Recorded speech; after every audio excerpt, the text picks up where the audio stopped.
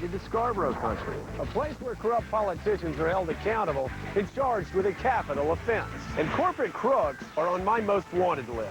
That's the real deal in Scarborough country. Scarborough country, tonight at 10 on MSNBC. I'm Lester Holt. Right now on MSNBC. Saddam Hussein still on the run, but his voice may have been captured on a new audio tape. What kind of message is he sending his followers? I'm Kelly O'Donnell at the White House, where President Bush is saying no to the Saudi government on a key request. And separately, President Bush meets with Ariel Sharon on the so-called roadmap for peace. I'll have a full report.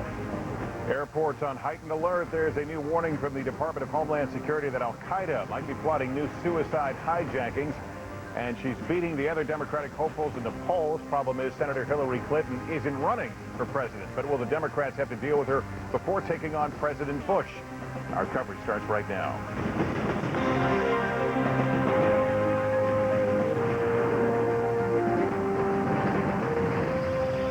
You're watching Lester Holt Live on MSNBC.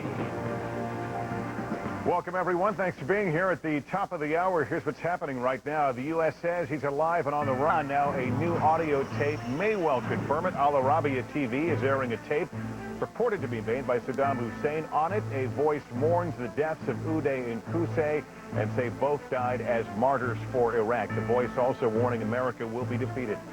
A warning from the Homeland Security Department, which says al-Qaeda may attempt another round of suicide hijackings. Officials admit their intelligence is vague and only say an attack could come within the next few months. There was a beating that sparked outrage in Inglewood, California. Now a jury has reached a verdict. The case in question, this video, a police officer caught on tape punching a handcuffed teen and slamming his head on a patrol car. The verdict will be announced at 5 p.m. Eastern Time, an hour from now. But up front this half hour, more on that new audio claims to be Saddam Hussein. On it, the voice is heard speaking about the deaths of Saddam's sons, Uday and Qusay. He calls them martyrs and says America will be defeated in Iraq. For more on this, let's go to MSNBC's Jeannie Ohm at the Pentagon. Jeannie? Lester, just like all the other purported Saddam Hussein tapes, this one, the CIA will have to carefully review it and determine its authenticity. It's a process that could take days, if not weeks.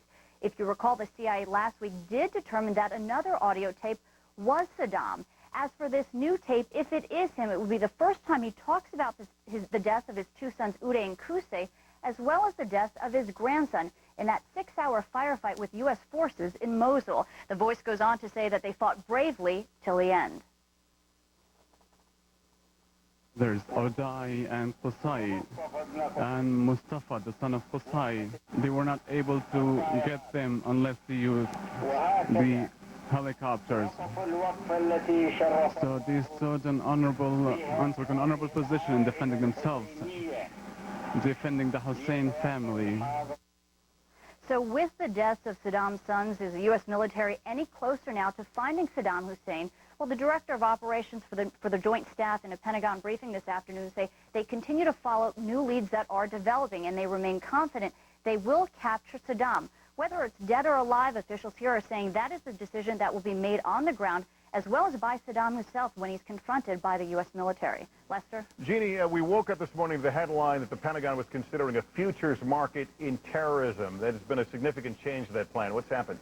Lester, this is a project that seemed doomed from the beginning as soon as lawmakers heard about it. It was, in fact, two Democratic senators last night who released the fact that there was such a program created by DARPA. That's the Pentagon's Defense Advanced Projects Research Agency. And the premise of this program is that there'd be a futures market and that traders could bet on the likelihood of future terrorist attacks, coups, and assassinations. Well, Democrats were outraged on both sides of the aisle, calling it everything from outrageous, unbelievably stupid, to an egregious error of judgment. I don't think just pulling the website is adequate enough. I think there ought to be a full-fledged accounting within the administration who is responsible for this, and I think that some apology ought to be made to our military men and women and to the victims of 9/11 for the kinds of things that are being suggested here. This trade on terror is outrageous and irresponsible. DARPA had released a statement saying that the purpose was to explore the power of the futures market to predict and thereby prevent terrorist attacks. But of course, this afternoon, they said in their statement that they are canceling effective immediately this program. in response to the recent concerns, and that they said the resources could be applied to other more fruitful programs and pursuits. Lester? Jeannie Ohm. Jeannie, thank you. And terror, a hot topic at the White House today as the president welcomes two high-profile guests. First up, the president met with the Saudi foreign minister this not long after the White House refused a request to declassify several pages in the 9/11 report, pages the Saudi would clear them of ties to the al-Qaeda attack.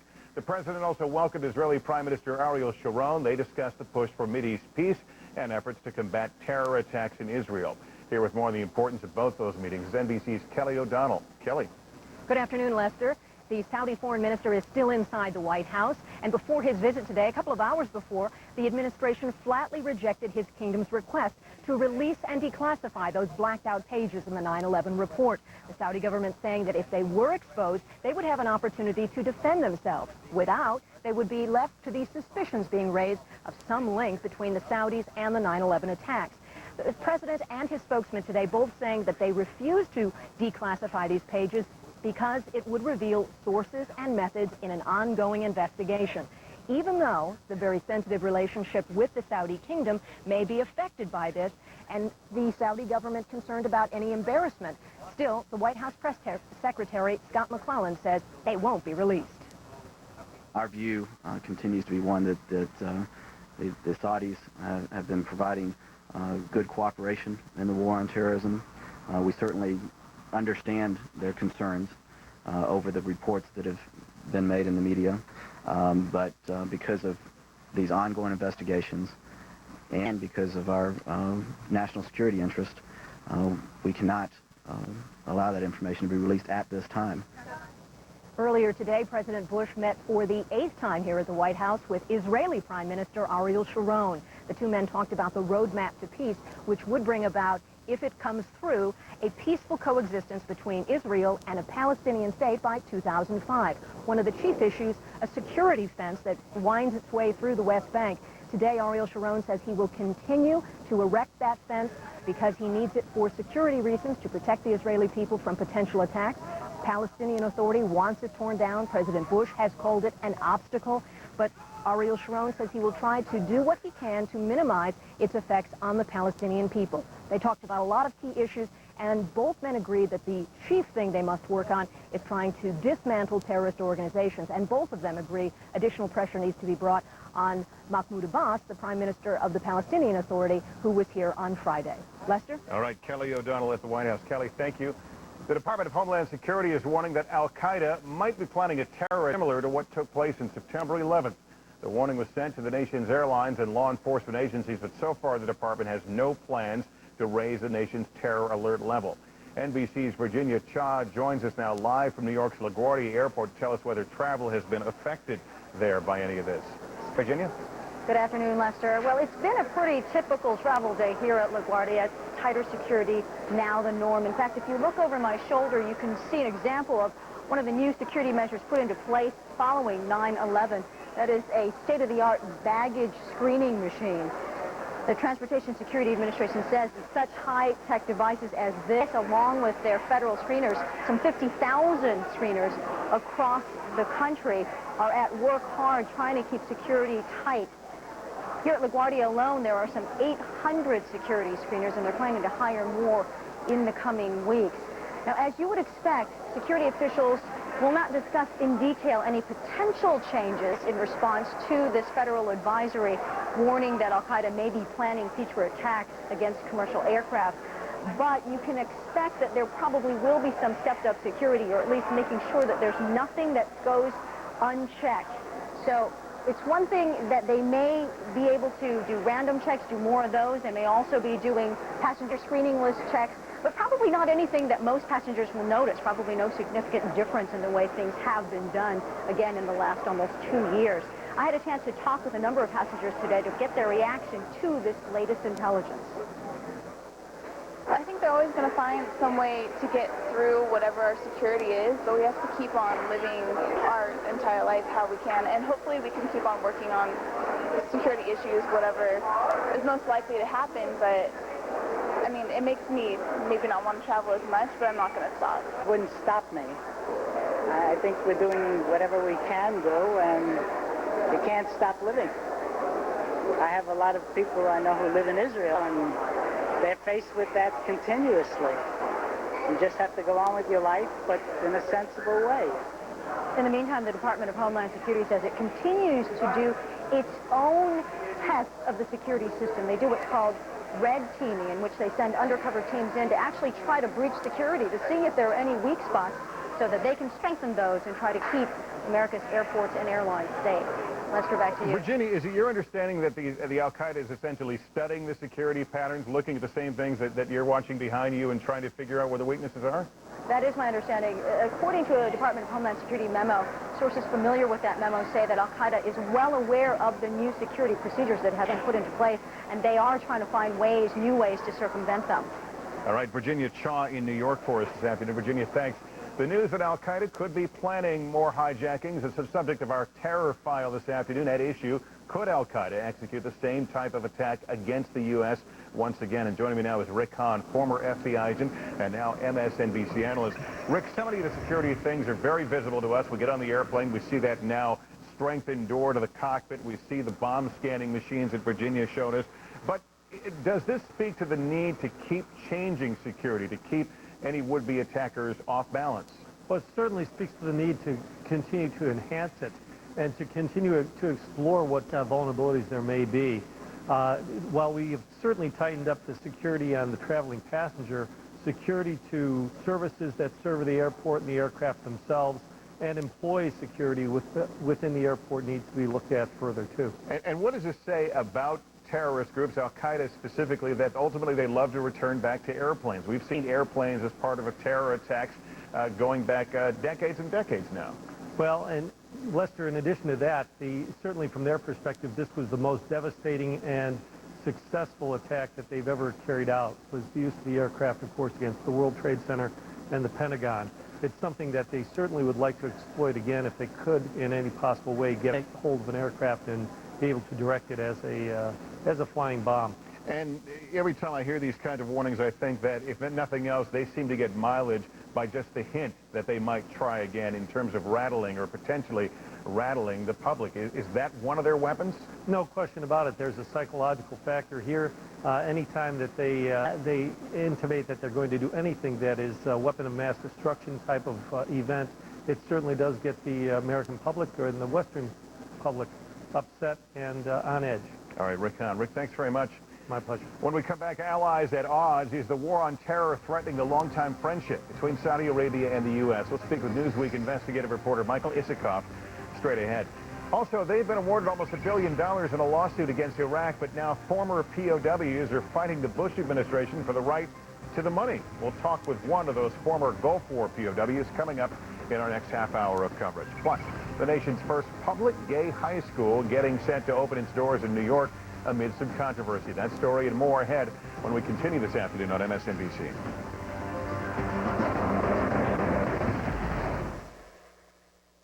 Tonight on MSNBC's Primetime, Hardball with Chris Matthews at 7. With American forces hot on the trail of Saddam Hussein, would it be better to catch him dead or alive? Then, on the Abrams Report at 9, Kobe Bryant, the latest on the case, live from Colorado. And on Scarborough Country at 10, Jesse Jackson wants to risk American lives in Liberia, but Joe says the Reverend helped this brutal regime stay in power in the first place. Primetime starts tonight at 7 on MSNBC. Were you in a major accident? Are you a lemon? You smell like a lemon.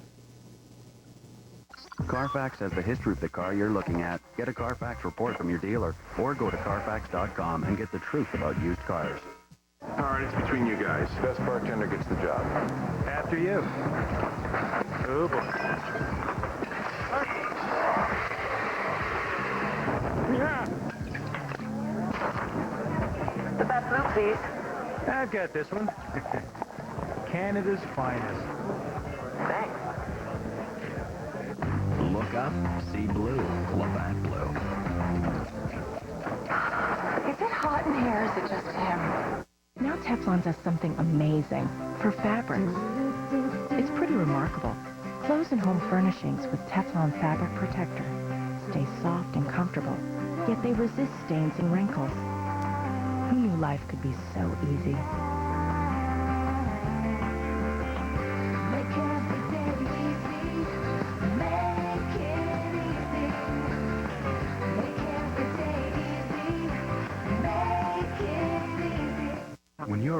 feel dry, irritated, there's Refresh brand eye drops. First, Refresh relieves and soothes, then forms a lasting shield of protection to keep irritation out and moisture in. #1 doctor-recommended Refresh relieves and protects. Parents worked hard to provide for us, and I want to do the same thing for my family. Even with just a high school education, I was given an opportunity to learn and show my talent. I worked my way up at Sam's Club, part-time seasonal help, assistant manager, and now general manager. My family is proud for what I'm doing, who I'm working for the success that I've had working for the #1 retailer in the world. No matter where you come from, there's plenty of opportunity working for Sam's Club. My name is Tony. I've been with Sam's Club for 11 years. You know the best way to advertise your local business? You're watching it right now. Cable television. You see, without getting technical, the last stop cable makes before it's sent out is a local facility where commercials are inserted for that neighborhood. Now add how cable's specialized programming targets viewers, and how precise is that? And you're on TV, a big fish in your own pond. Cable advertising. For a small business, it's very big. America is shaping up with Fitness Made Simple's best-selling workout and nutrition videos, hosted by fitness celebrity John Bastow. These videos don't offer starvation diets, miracle pills, or magical fat loss belts. Those things never work for me or anyone else I know. What does work are the muscle-building workouts and fat-burning nutrition plans shown on these tapes. Order our National Shape Up Special today and get the original Fitness Made Simple workout and nutrition video, plus six-pack abs. That's 2 videos for the price of 1. Call now. Live picture from outside the White House. Saudi Arabia's Foreign Minister Prince Saud Al Faisal on the defensive over what may be classified in that 9/11 report. Let's listen to his statement after meeting with the president. Or intentionally ignore Saudi Arabia's continuing efforts to fight terrorism. It does not speak to the reality of the actions and achievements made by the kingdom. There is no mention of the fact that Saudi Arabia has questioned thousands of individuals and arrested more than 500 suspects since September 11. Saudi actions have not only led to the arrest of major terrorists and the dismantling of their cells in Saudi Arabia, but also led to similar results in the United States. In the area of finance, the report never mentioned the many steps that have been taken, such as strict auditing procedures and financial control mechanisms to ensure that our tradition of charitable giving cannot be abused. We have nothing to hide,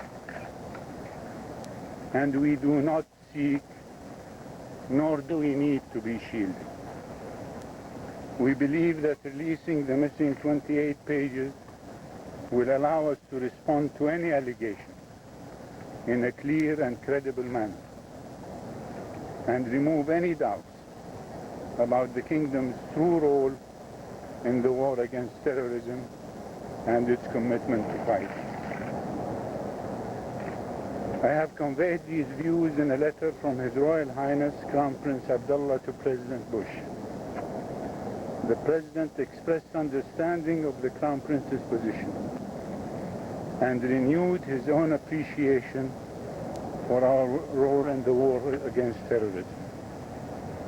The President indicated that the release of the missing pages at this time would compromise operations and undermine ongoing investigations.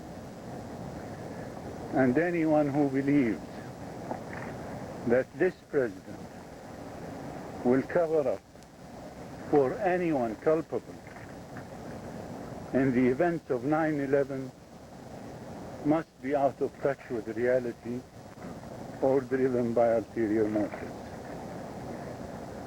The President congratulated Saudi Arabia on the actions it has taken in the war against terrorism and assured me that these are the actions of a strong ally in this war who deserved our appreciation. The President noted that our nations are not only allies, but also victims in this war. The fact As the President said, that we are both victims of terrorism and partners in the war against it, makes it incumbent upon us to work together efficiently in an environment of trust and mutual confidence if we are to prevail in this war. Are you disappointed at the President's action, sir? No.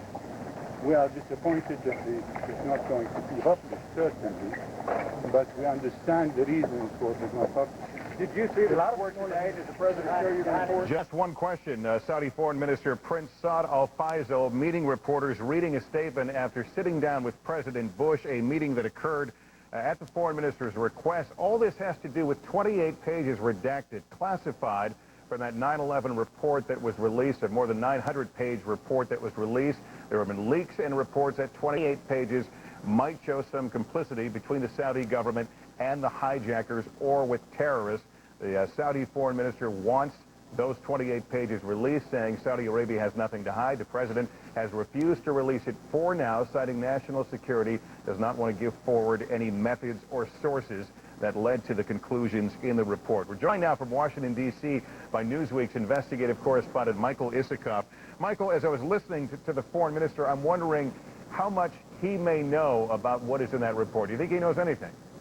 I doubt he's seen the details, or if he has, I doubt he knows exactly what to say about them. Does anybody know what's in it, really? Well, sure. I mean, the members of Congress who oversaw the investigation know what's in it, and obviously the White House knows what's in it. They made the decision not to, or the administration, intelligence community, made the decision not to declassify it. It makes it a tough issue, though, to debate. It's become a political hot potato.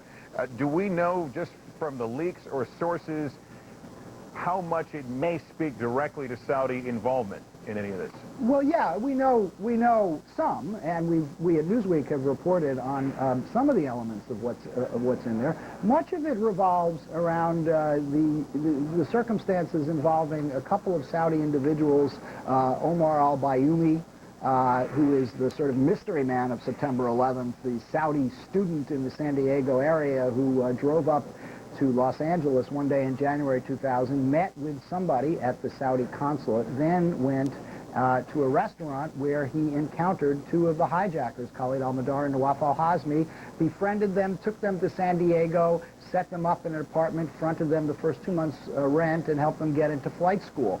Mr. Bayoumi's account was that this was a chance encounter at the restaurant. The congressional report raises the question of whether that was the truth or not. It mentions somebody who told the FBI Bayoumi had told them he had gone to pick up visitors. That suggests he knew they were coming into the country. They had just been at an al-Qaeda summit in Malaysia, and went there to get them and bring them. And also, what was the meeting at the Saudi consulate about? The fact is, when Prince Saud says that he wants to see the 28 pages so Saudi Arabia can respond to what's in the report, that is a fair comment. On the other hand, one can point out there's a lot that's in the report that the Saudis have not responded to. They have not explained for instance, what the meeting at the Saudi consulate with Mr. Bayoumi was about. They have not said what Mr. Bayoumi's current status is and whether they have continued to question him and ask them about some of what's in the report. Similarly, there's another individual, Osama Baznan, who was a good friend of Mr. Bayoumi. He was another associate of the hijackers. He's identified in the report as an extremist and a bin Laden supporter. He's back in Saudi Arabia. Have the Saudis detained him? Have they questioned him? We don't know the answer to that question, but those are certainly questions that the Saudis could answer based on what's in the public report. Well, Michael, let's talk about what's not public. The president is making the national security argument, talking about the need to maintain confidentiality regarding sources and methods. Is that a fair argument based on what we know? Well, I mean, theoretically, it's a very fair argument. There could well be ongoing investigations in which public disclosure would compromise sources and methods, no question about that. It's hard to make that judgment in the abstract, but what we can point out is, while the president insists that's the case, a number of senior members of Congress have seen the 28 pages, and not just the Democrats Bob Graham and Nancy Pelosi have called for release, but Senator Richard Shelby, Republican from Alabama, who had been vice chairman of the Senate Intelligence Committee and helped oversee the investigation, he's called for public disclosure. Porter Goss, the Republican chairman of the House Intelligence Committee, has suggested that these pages can be disclosed. And the ultimate call as to what was classified, did that come from the White House, or did well, these we do members know of that Congress there was have an input? intelligence, members of Congress were pushing for disclosure. There was a intelligence community review committee that reviewed all these pages. They were answerable to CIA Director George Tenet, but of course Tenet is ultimately answerable to President Bush. So the degree to which the White House was hands-on and involved in the decision to keep matters of this classified is unclear, but we do know at this point, clearly the White House has reviewed it and is clearly sticking with the decision that it should not be declassified. Okay, Michael Isikoff, Newsweek. Michael, thanks for enlightening us. Appreciate it. Anytime. When we come back, is Hillary Clinton the Democrats' best hope for success in 2004? Plus, a new order in the Kobe Bryant sex assault case puts the media on notice. We'll get the details next from Eagle, Colorado. And we're about 30 minutes away now from the verdict to be announced in the Inglewood police beating trial in California. MSNBC will bring it to you live. I'm Tom Astor in Baghdad. The 4th Infantry Division captures one of Saddam's chief bodyguards in Tikrit. Lester Holt Live is brought to you by Red Lobster. Share the love. Ever wonder what goes into Red Lobster's endless crab?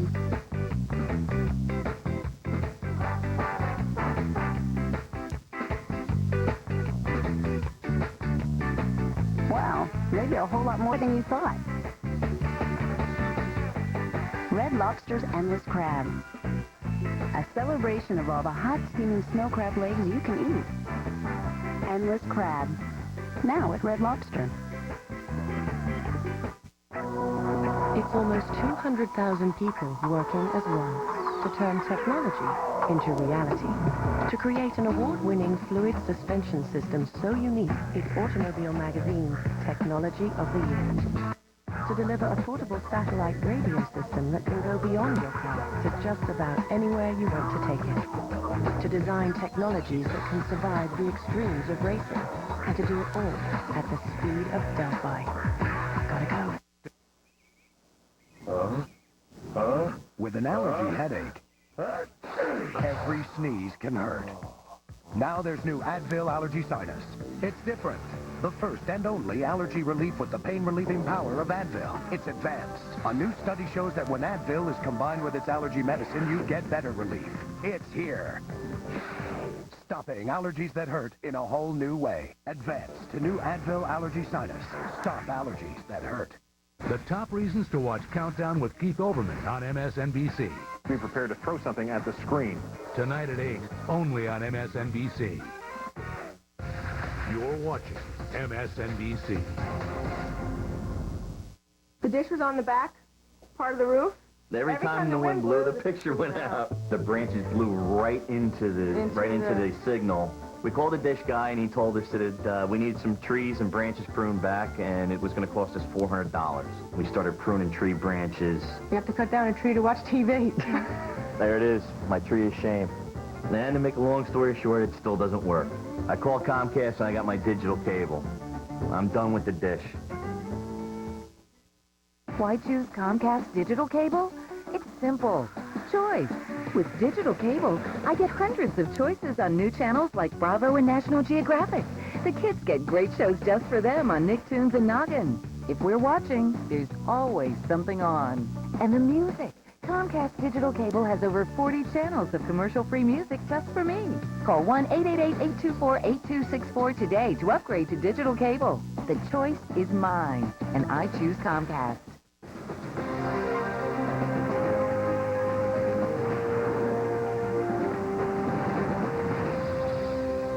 You're watching Lester Holt Live on MSNBC. Welcome back to MSNBC. At the bottom of the hour, here's what's happening. Another warning today from the investigative arm of Congress. The General Accounting Office says Congress needs to act now to ensure the future of Social Security. The GAO says if nothing is done, recipients will see a 27% cut in their checks by the year 2039. And the judge in the Kobe Bryant case has issued a decorum order that threatens punishment for those who violate the privacy of the accuser. Under the order, anyone who broadcasts, publishes the name of the alleged victim could face charges. Up front this half hour, the search for Saddam. One of Saddam's lifelong bodyguards is now in U.S. custody. American troops picked him up during a series of raids on Tikrit today. The soldiers also found documents which could help in the hunt for Saddam. NBC's Tom Aspel is in Baghdad with more. The hunt for Saddam Hussein is the military's top priority now, with search operations concentrated west and north of Baghdad. In Tikrit early this morning, soldiers of the 4th Infantry Division captured one of Saddam Hussein's longtime bodyguards, Adnan Abdullah Abd al-Muslit. He was injured during a scuffle inside the house. 2 other men, one a former security officer and the other a local Saddam Fedayeen militia commander, were also detained. The job in life was to protect Saddam Hussein, but what we found is that they wouldn't necessarily protect themselves too well. Hours before this morning's raid, troops uncovered another weapons cache. 40 anti-tank mines, mortar rounds, and hundreds of pounds of gunpowder. The chairman of the Joint Chiefs, General Richard Myers, now in India after a visit to Iraq, said this morning most attacks against American troops are launched by pro-Saddam loyalists. American commanders believe the attacks will diminish as the net around Saddam Hussein tightens. The military seems to be getting better intelligence, including documents found in that house in Tikrit this morning. There's a new confidence that any day now they'll get Saddam Hussein. Back to you. 3 Democratic contenders for president are deadlocked at a new national poll, but if Hillary Clinton was added to the mix, could it make a difference? Hardball's David Schuster is in Manchester, New Hampshire this afternoon and joins us with a political roundup. David? Lester, a little bit of a change of pace reporting to you from the Merrimack restaurant here in Manchester. Every presidential candidate who comes through here will stop at this restaurant, and this restaurant has a lot of storied political history associated with itself. But as far as the Democrats are concerned, there's a new Zogby poll that has come out that shows that nationally, Dick Gephardt, Howard Dean, and Joe Lieberman have the strongest, what you might call, name recognition. They both stand at 12% as far as the national preference poll. John Kerry comes in next at 9%, but again, this poll doesn't mean that much as far as Iowa and New Hampshire because it's a national poll and doesn't reflect how much time these guys have spent in these 2 particular states. Today, the Democrats, in part because of Saudi Arabia asking for the 9/11 report to be declassified, and also Republicans like Richard Shelby saying that 95% of those 28 pages could be released without compromising sources and methods. The Democrats today all over the White House. You had John Kerry saying that it's time for the White House to clear the record on what it knew before 9/11.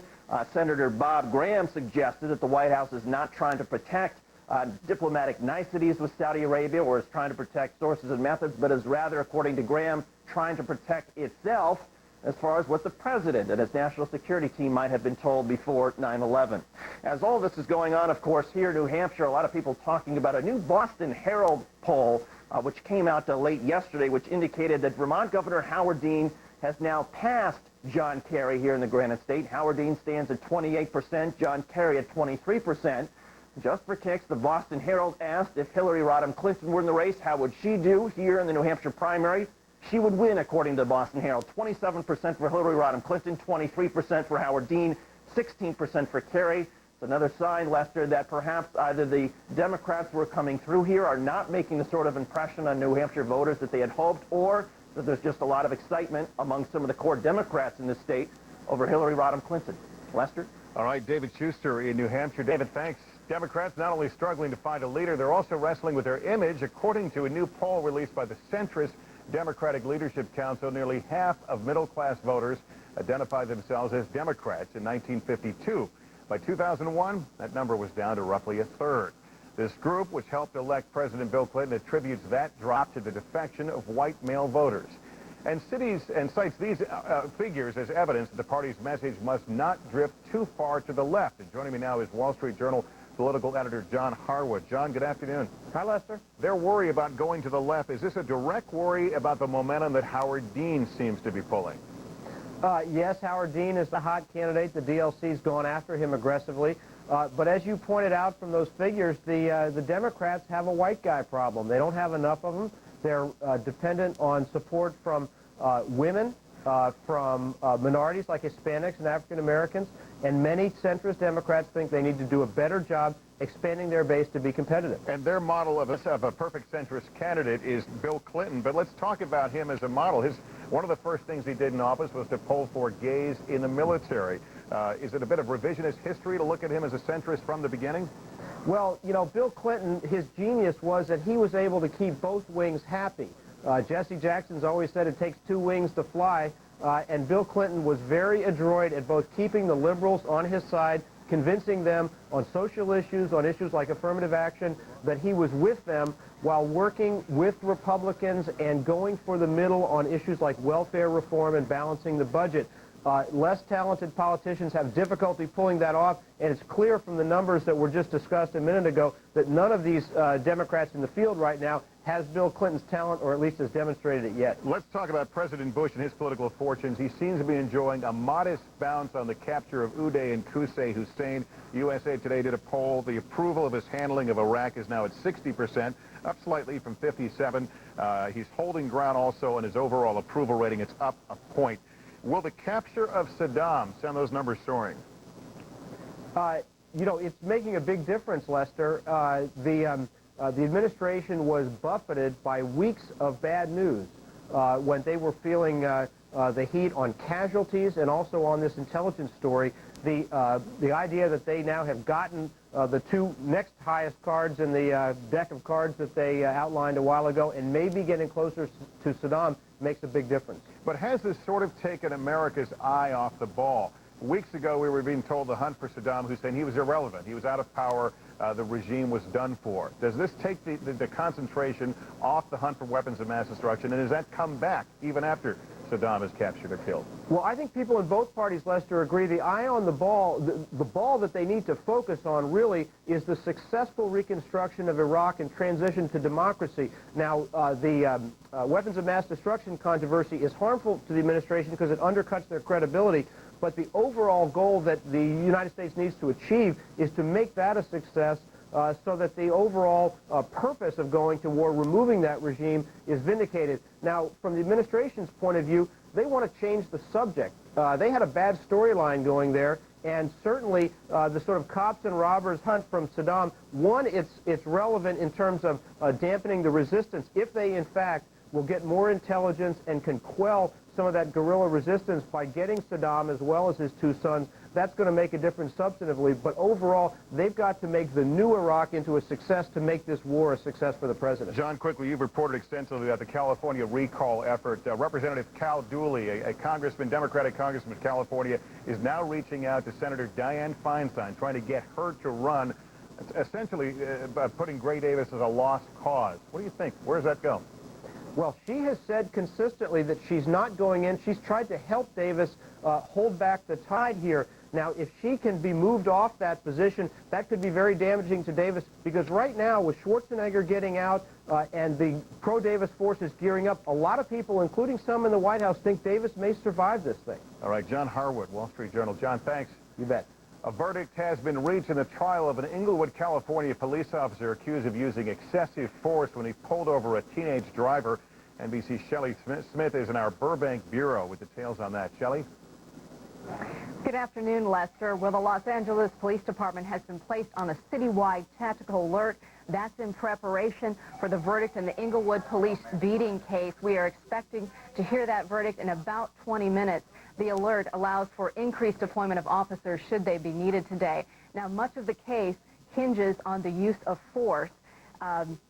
Former Inglewood police officer Jeremy Morris was caught on videotape roughing up 16-year-old Donovan Jackson during a traffic stop last summer at an Inglewood gas station. The tape shows Morris throwing the handcuffed teenager onto the trunk of the police car and then later punching him in the head.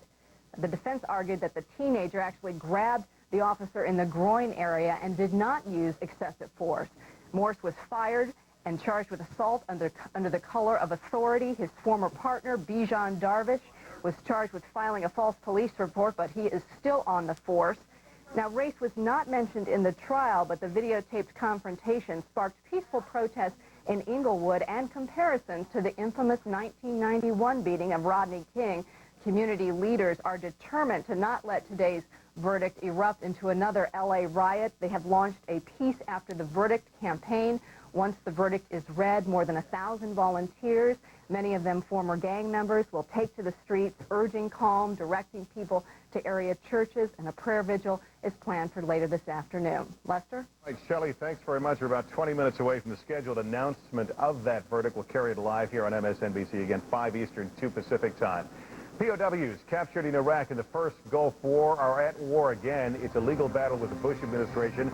At issue, a nearly $1 billion legal award. We'll be speaking with one of those prisoners of war, ex-POWs, coming up next on MSNBC. Also ahead, the plan to open the nation's first public high school for gay and lesbian students. There are critics who say this is a model of discrimination, not fairness. We'll talk about that as well. Night on MSNBC's Prime Time. Hardball with Chris Matthews at 7.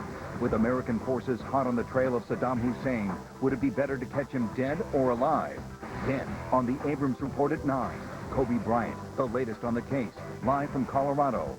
And on Scarborough Country at 10, Jesse Jackson wants to risk American lives in Liberia, but Joe says the Reverend helped this brutal regime stay in power in the first place. Prime Time starts tonight at 7 on MSNBC.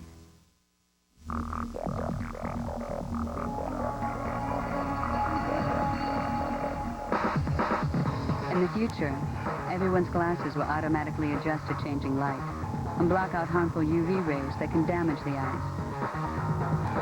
But for those with transitions lenses, the future is already here. Ask your eye care professional, because the danger is real now, and so is the protection. Transitions, right in any light. They called us the angels of technology because we work so far up in the heavens. Here on the plains rises a marvel of engineering, a giant radio antenna built to make coast-to-coast walkie-talkies possible. It's the tallest structure in the world. The engineering is incredibly complex. I mean, the tower is over 400,000 feet tall. To be a part of something that can be seen from space, well, you can't help but feel a little bit proud. No, that's not how we did it. Introducing Nextel's coast-to-coast walkie-talkie. Now that's a walkie-talkie. A whole nickel. Our new XML transaction system saves us a nickel. Wow, a nickel. We save a nickel. A nickel. Saving a nickel. Our new XML transaction system saves us a nickel. XML what? We save a nickel on every single transaction. We do 20 million transactions a month. With new Windows Server 2003, you can do more with less. We save a nickel. The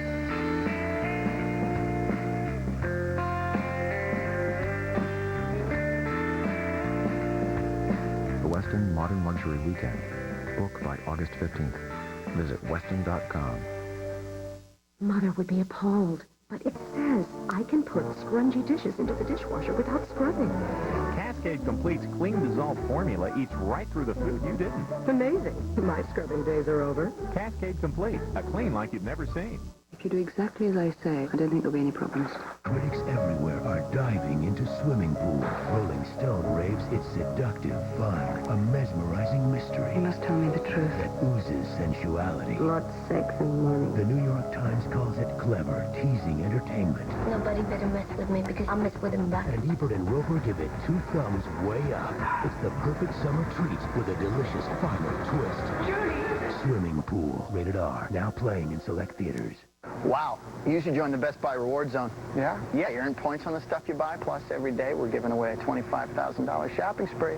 25,000. Plasma. Oh, TiVo. Oh, look at all this stuff. Sony Vaio.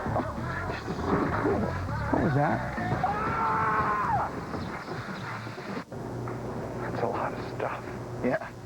Join the Best Buy Reward Zone and you could win a $25,000 shopping spree. Thousands of possibilities. Get yours. Now, you sure I can't help you with the down payment? Yeah, Dad. Well, buying a house is a big step. I know. I'm ready. Good. Just make sure you get a good real estate agent. Makes all the difference. Really?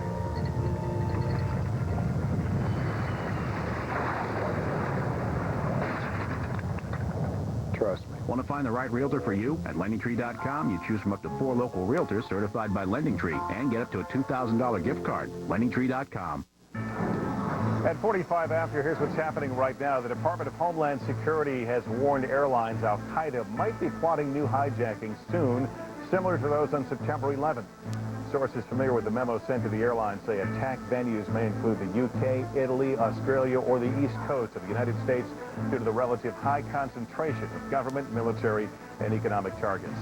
President Bush met with Israeli Prime Minister Ariel Sharon today at the White House. Sharon says he would continue building a security fence separating Israel from Palestinian areas.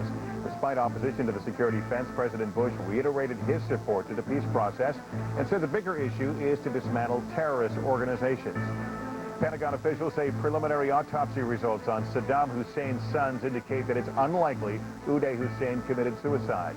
Officials say the wounds to Uday's head do not appear to be self-inflicted. Full and final autopsy results are pending. 12 years after their release from captivity, 17 former American prisoners of war are still seeking retribution for their Gulf War ordeal. And now, ironically, it's the Bush administration that appears to be standing in their way. Earlier this month, a federal judge awarded nearly $1 billion in damages to the group of American soldiers and airmen and sailors and their families for injuries they sustained as a result of their captivity. Federal law says they must be paid from frozen Iraqi funds. However, the White House wants the money to go to rebuilding Iraq instead. Today, a federal judge heard arguments from both sides, asking him to rescind his order. Lieutenant Colonel Dale Storr is one of the 17 ex-POWs involved in the suit, and Stephen Fennell is Mr. Storr's attorney. They both join us now live from Washington. Gentlemen, good day to both of you. Thanks for coming on. Thank you, Lester. Colonel Storr, the judge ruled you and your fellow POWs suffered what he put unrestrained savagery from your Iraqi captors.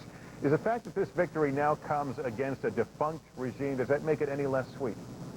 No, it doesn't. I think it makes a great statement, and just because that regime is gone doesn't mean they're not responsible. The Geneva Convention specifically spells that out, that you can't absolve a state from its responsibility for what it's done or how it's treated its prisoners. That's one of the fundamental issues here, and I hope we can resolve that somehow.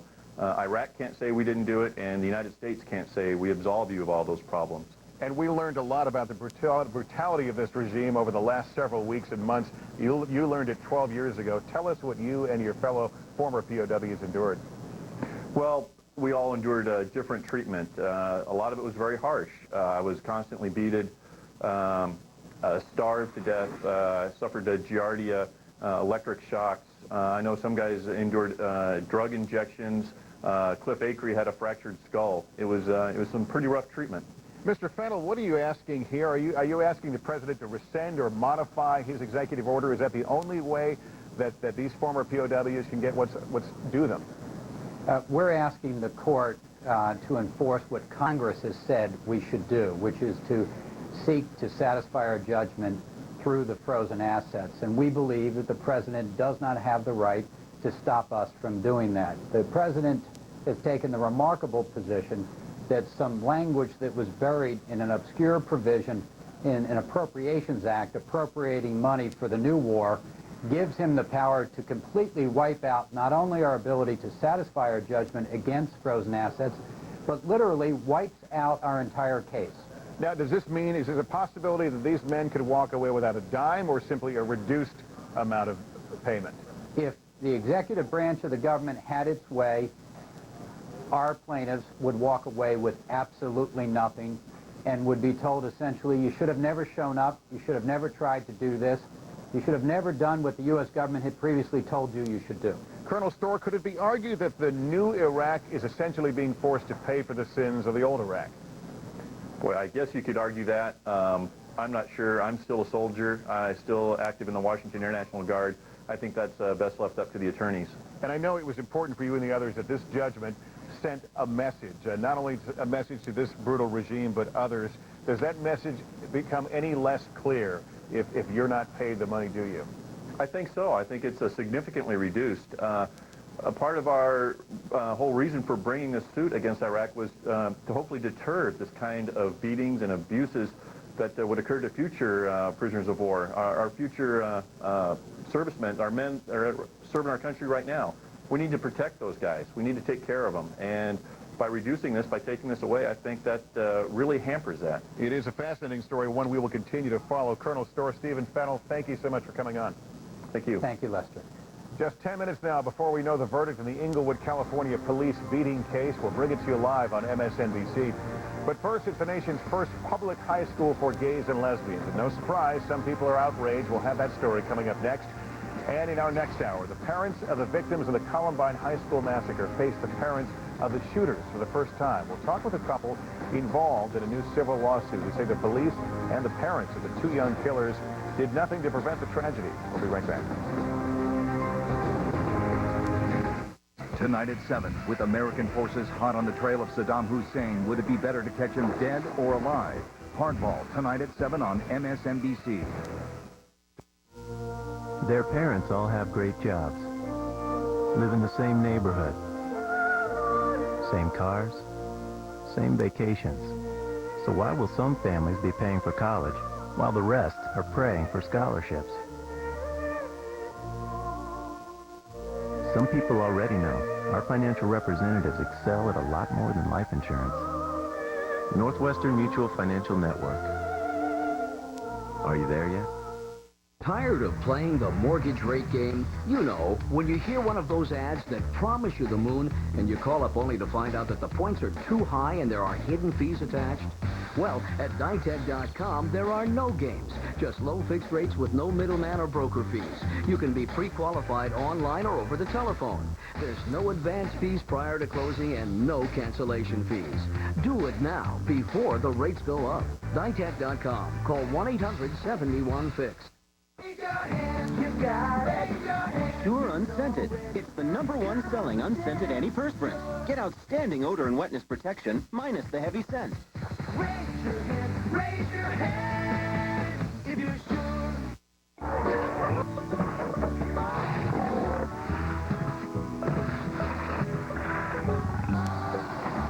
No A1.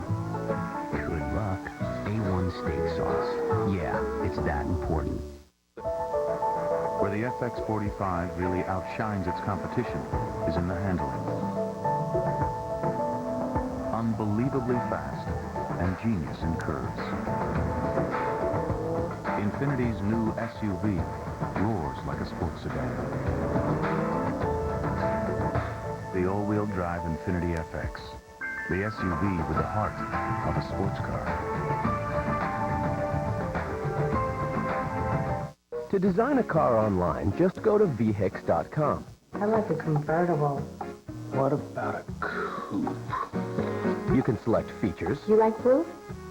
I like blue. Add options. Check out the CD changer.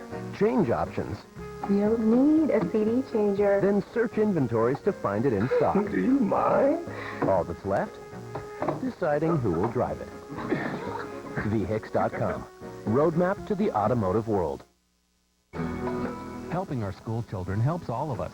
Locally, the Operation Outreach Literacy Program is uniting schools, teachers, and parents in helping kids with literacy skills. The Metro Portland New Car Dealers Association is committed to fundraising for our schools, $1 at a time, and we need your help. Simply mail $1 to Operation Outreach, P.O. Box 14460, Portland, Oregon, 97293. Thank you. Your donation makes a big difference in helping our schools, our kids, and our community. Reasons to watch Countdown with Keith Olbermann on MSNBC. Be prepared to throw something at the screen. No, it's not another new reality TV show on Fox. There's a frightening thought. A bit of orange peel can get out that fingerprinting ink. Watch Countdown with Keith Olbermann tonight at 8, only on MSNBC. Time to take a look at some other stories making headlines across America right now. Andrew Cuomo and his estranged wife, Kerry Kennedy, are sitting down to discuss their divorce settlement for the first time since news of their split became public last month. According to the New York Post, the two agreed that Kennedy, the daughter of the late Senator Robert Kennedy, will keep the couple's $1 million home. She and Cuomo, the son of the former New York governor, will reportedly share custody of their 3 children. Some Texas Democrats are on the run again, fighting a redistricting plan. 12 state senators left for New Mexico to avoid a vote on the issue. They say redistricting will only help Republicans win more congressional seats. Back in May, you'll recall 51 House Democrats avoided a similar vote when they hit out in Oklahoma. A newly released surveillance tape shows Mike Tyson during an alleged assault at a Brooklyn hotel. Samuel Velez's lawyers say the tape is evidence that Tyson attacked his client. But Tyson's lawyers say Tyson acted in self-defense and that what happened off-camera will exonerate his client. Tyson is charged with misdemeanor assault. Residents of Memphis, Tennessee are still recovering from a powerful windstorm that swept through the area last week. At least 75,000 homes are still without power this afternoon, and some may have to wait up to a week before it comes back on. Outside contractors are being brought in to help in the cleanup and trying to get the city back in order. There's a new controversy facing New York City public schools. This time it's not over security or overcrowding. It's about a new school created especially for gay and lesbian students. NBC's Virginia Chaw has more now from New York. Come September, in this Manhattan building, students will make history, attending the nation's first public high school for gay, lesbian, bisexual, and transgender teens. Named after the gay rights activist and San Francisco politician who was assassinated in 1978, the Harvey Milk School will welcome about 100 students this fall, and as many as 170 students next year. This high school is actually an expansion of an existing program, started nearly 20 years ago by a gay rights youth advocacy group. But the program operated out of just 2 small classrooms, accommodating no more than 50 students. Now the city is spending $3.2 million so more students can attend. Necessary spending, city officials say, to create the safe learning environment gay students don't have in mainstream schools. Some of the kids who are gays and lesbians have been constantly harassed and beaten in other schools, and this way it sort of solves that problem. It lets them get an education without having to worry. Though some critics wonder if segregating gay teens now will teach them to integrate later, school officials say for some students it's the only way they'll make it through high school safely. Virginia Chaw, NBC News, New York. And in our next hour, it's a new TV dating show that's raising a few eyebrows. We'll talk with one of the producers of Boy Meets Boy. It's a reality dating show featuring gay men. Is it a sign of changing times? And there's a verdict in the Inglewood police beating case. We'll bring it to you live as soon as it comes down. It's expected in just a few moments, 5 p.m. Eastern. We'll carry it on MSNBC.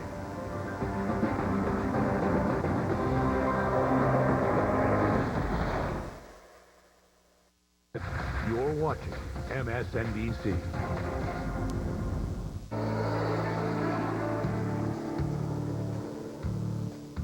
Doppler radar showing some thunderstorms across the Dakotas, but also parts of California and the deep south getting wet. I'm AccuWeather.com's meteorologist Jim Kosick on a Tuesday afternoon, along with MSNBC. Travel weather-related delays, you'll find them around Atlanta, Charlotte, on westward over towards the Denver metro area. The deep south is going to be the biggest problem here. If you're traveling across the northern tier, Philadelphia, even on over towards Seattle, we're looking great.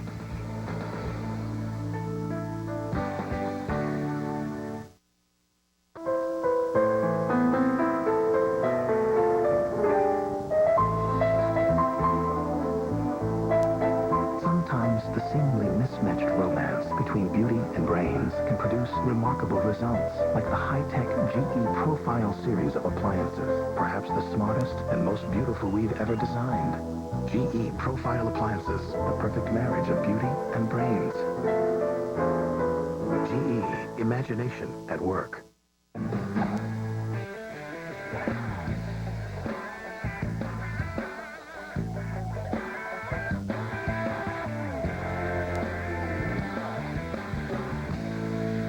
Grab a rock. Beautiful country. Man can get lost out here. Forget there's people and things that ain't so simple as this.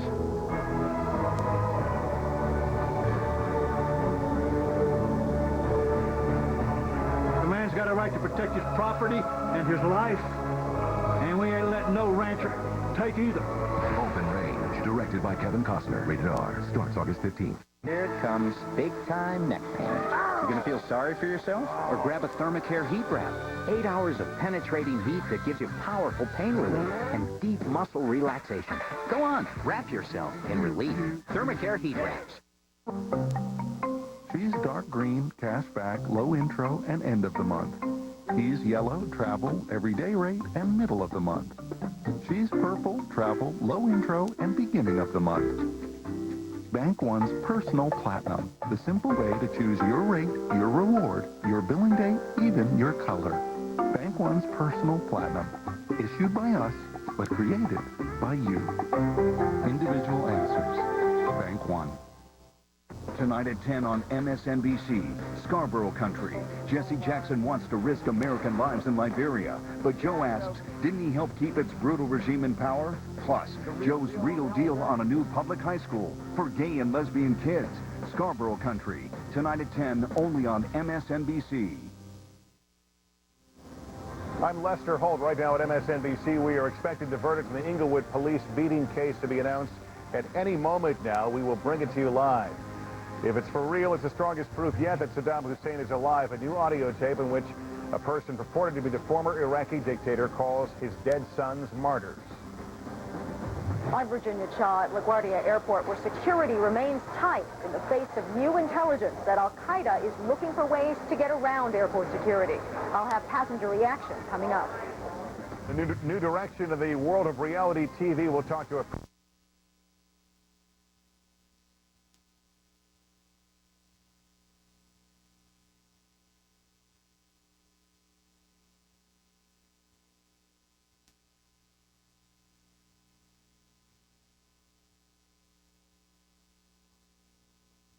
At the top of the hour, here's what's happening right now. The latest so-called Saddam tape has surfaced. On this one, a man claiming to be Saddam Hussein says he mourns for the death of his sons Uday and Qusay. The tape was aired on Al Arabiya TV. The Voice also warning America will be defeated. Coming up on 2 years since the September 11th attacks, a new warning that Al-Qaeda may try once again to use commercial airliners as weapons of mass destruction. The Homeland Security Department says an attempt could come in the next few months. And a milestone for the International Space Station today, marking the 1,000th day in a row that someone's lived and worked there. All told, 7 crews have served on the station since November 2000. Up front this half hour, the Inglewood, California police beating trial. Any moment now, a Los Angeles jury is expected to announce a verdict in a case that has drawn comparisons to the Rodney King beating trial. NBC's Shelley Smith joins us now live from our NBC News Bureau in Burbank, California, to bring us the details. Shelley? Good afternoon, Lester. Well, we are waiting with the rest of the nation for that verdict in the Inglewood police beating case. Any minute now, we're going to hear that verdict announced in the city airport courtroom. We have a live picture to show you. The case was actually moved out of the city of Inglewood. There you see it. There's the court reporter. And soon Judge William Hollingsworth Jr. will come in, as well as the jury, to make that announcement. The jury consists of 6 women and 6 men. This case, of course, hinges around a videotape showing former Inglewood police officer Jeremy Morse during an arrest last summer, an arrest that occurred at a gas station of 16-year-old Donovan Jackson. And within that videotape, you can see the police officer roughing Mr. Jackson up. It was during a traffic stop. The tape shows Morse throwing the handcuffed teenager onto the trunk of the police car and then later punching him in the head. The defense argued that the teenager actually grabbed the officer in the groin area, and so therefore the officer was not using excessive force. Morse, however, was fired and charged with assault under the color of authority. His former partner, Bijan Darvish, was charged with filing a false police report, but he is still on the force. Race was not mentioned in the trial, but the videotape confrontation sparked some peaceful protests in Inglewood. It also sparked some comparisons to the infamous 1991 beating of Rodney King. But community leaders are doing all they can to avoid that type of violence. Once the verdict is read, more than 1,000 volunteers will take to the streets, many of them former gang members, talking with people, ushering them to local churches, urging them to stay calm. I should report, however, that the Los Angeles Times this morning reported that they did not expect any violence once that verdict is read, no matter what the verdict may be. So we are waiting. Any moment now, we're going to hear what the verdict will be. If convicted, the officers could face 3 years in prison. Lester? Shelley, thanks very much. And just quickly, both will be sentenced in this session? Well, we think so. It's not exactly clear. I mean, the jury came back this morning after meeting for only an hour. This is the 4th day of deliberation, and said that they had reached a verdict. We think we're going to get a verdict on both officers, but it's not exactly clear. I'm sorry, and I said sentence, I meant verdict. And we are watching the courtroom, still waiting for the judge and the jury to enter. We were told 5 o'clock Eastern, a few minutes past that. As soon as things begin there, we'll take you live into the courtroom. You will see and hear the verdict for yourself. Let's move right now to the Bush administration's decision to classify portions of the 9/11 report. Are they protecting national security or playing politics? Today, Saudi officials are lending their voice to congressional requests for the further declassification of the report. NBC's Steve Handelsman is in Washington and reports. The Saudis are so upset they rushed Foreign Minister Prince Saud Al Faisal to Washington for an Oval Office meeting. But President Bush would not budge, refusing to release the Saudi section of last week's big 9/11 report. The declassification of that part of a 900-page document would reveal sources and methods that will make it harder for us to win the war on terror. Officials say the 27 blanked-out pages detail a disturbing Saudi role in the 9/11 attacks, money raised for the hijackers, assistance given to two for their move to San Diego, millions raised for Al-Qaeda by wealthy Saudis, even Saudi diplomats, and the wife of the Saudi ambassador to the U.S.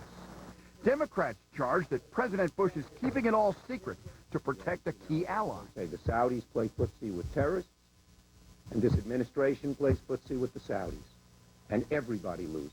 Prince Saud denies it and says that 27 secret pages would exonerate his government.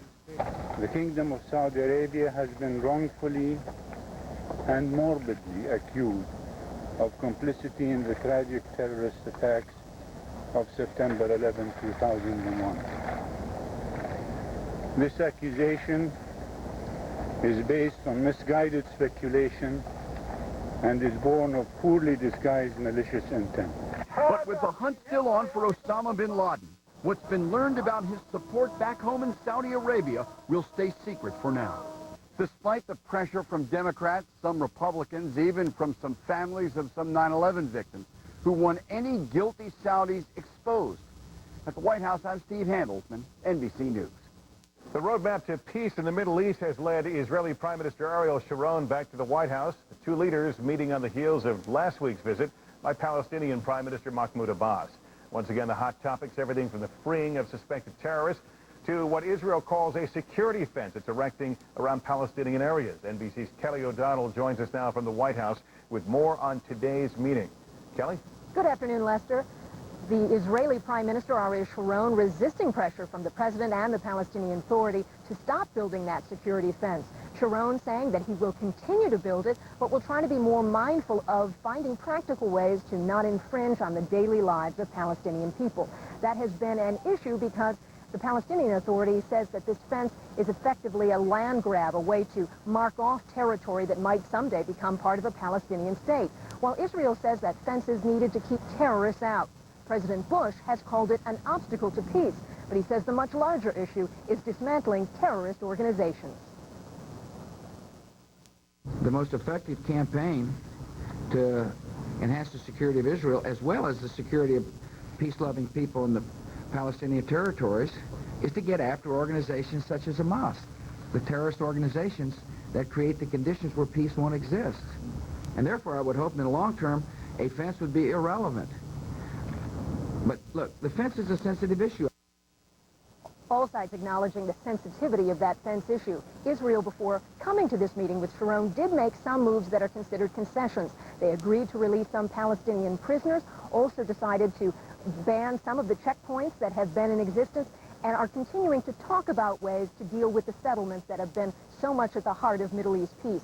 Again, it was an important day, the 8th meeting for Ariel Sharon. He called it a positive meeting, but was not giving as much as the White House or the Palestinian Authority may have wanted. Lester? Kelly O'Donnell at the White House for us this afternoon. Kelly, thanks. Now to that new audio tape of a man who claims to be Saddam Hussein. The voice is heard speaking about the deaths of Saddam's sons, Uday and Qusay. The voice calls them martyrs and says America will be defeated in Iraq. For more on this, let's go to MSNBC's Jeannie Ohm at the Pentagon. Is there any confirmation yet, Jeannie, as to whether this is Saddam? Well, Lester, if you keep in mind, all the recent tapes claiming to be Saddam Hussein have, in fact, turned out to be him. What intelligence analysts haven't been able to confirm is when they were recorded. So this new audio tape will undergo the same analysis by the CIA to determine its authenticity. It's a process that can take days or even weeks. But what's really significant here is if, in fact, this new audio tape is Saddam Hussein, Saddam himself may be offering the best proof that his sons Uday and Qusay are, in fact, dead. Last week, the U.S. took the extraordinary step of first releasing the post-mortem pictures of Uday and Kusei, and then went further and allowed journalists to videotape their bodies to show the rest of the world that, in fact, these brothers were dead, to prove to skeptical Iraqis they were, in fact, gone. The voice also on the tape goes on to say that the sons and his grandson fought bravely to the death, and that he would sacrifice, or rather, if he had more sons, he would sacrifice them for Iraq. Your brothers, Uday and Qusay, and Mustafa, the son of Qusay, they were not able to get them unless they used the helicopters. So they stood an took an honorable position in defending themselves, defending the Hussein family. As for the hunt for Saddam Hussein himself, the U.S. military remains confident they will find him. They say they continue to pursue new leads that are developing thanks to more Iraqis coming forward. Lester? And Jeannie, as we chatted about last hour, the Pentagon was pretty quick to spike that plan to create a futures market, essentially betting or predicting on terrorism. Why was it so quickly shelved? Well, Lester, it's not every day you have Senate Republicans and Democrats agreeing on the same thing. Well, that's what happened here. As soon as they got word about this futures market where people could trade on betting on future terrorist attacks, they all agreed it was a bad idea, saying everything from it was absurd, sickening, to outrageously stupid. All right. Jeannie Ohm at the Pentagon. Jeannie, thank you very much. And before we take a break, a reminder, we're keeping our eye on that courtroom in Los Angeles. An Inglewood police officer who has been on trial for allegedly beating a suspect, punching the suspect, slamming his body out of the hood of a police car, caught on videotape. There has been a verdict in the case, and it will be announced any time in that courtroom you're looking at. We'll take you in there live as soon as the proceedings get underway. Still ahead on MSNBC, a new warning that al-Qaeda may be plotting more terrorist hijackings in the near future. We'll talk about the impact that could have on flying and security. The judge of the Kobe Bryant case taking measures today to protect the identity of the accuser. We'll head to Eagle, Colorado. We'll get the latest on the judge's order. And should the parents of the Columbine killers pay for their son's actions? We'll talk with one couple that's testifying in a new civil suit. They say the parents of the shooters should have known and should have been able to stop the massacre. We'll be right back. Tonight on MSNBC Primetime, Hardball with Chris Matthews at 7. With American forces hot on the trail of Saddam Hussein, would it be better to catch him dead or alive? Then, on the Abrams Report at 9, Kobe Bryant, the latest on the case, live from Colorado. And on Scarborough Country at 10, Jesse Jackson wants to risk American lives in Liberia, but Joe says the Reverend helped this brutal regime stay in power in the first place. Primetime starts tonight at 7 on MSNBC. For immediate relief that soothes muscle pain right where you need it and lasts up to 8 hours, get Pain Patch by Mentholatum. Pain Patch, relief that's right, here and now. She's dark green, cashback, low intro, and end of the month. He's yellow, travel, everyday rate, and middle of the month. She's purple, travel, low intro, and beginning of the month. Bank One's Personal Platinum, the simple way to choose your rate, your reward, your billing date, even your color. Bank One's Personal Platinum, issued by us, but created by you. Individual answers. Bank One. Now, wherever your allergy strikes, there's a new non-drowsy medicine that lets you do something wonderful.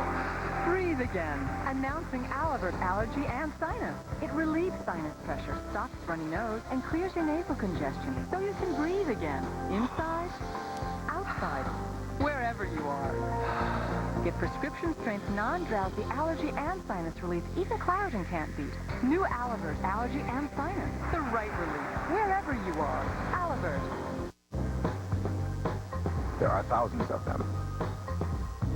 Some cleverly disguised as bookstores, Wi-Fi internet access for your laptop or PDA, T-Mobile hotspot. Get more. Were you in a major accident? Are you a lemon? You smell like a lemon. Carfax has the history of the car you're looking at. Get a Carfax report from your dealer or go to Carfax.com and get the truth about used cars. Do exactly as I say. I don't think there'll be any problems. Critics everywhere are diving into swimming pools. Lots of sex and money. Liebert and Roper give it 2 thumbs way up. It's the perfect summer treat with a delicious final twist. Julie! Swimming Pool. Rated R. Now playing in select theaters. For the price of this bottle, how many glasses of pure filtered water can you get? This should give you some idea. Pure, just as good as bottled, at a price that's 10 times less. Pure water filters. Your water should be pure.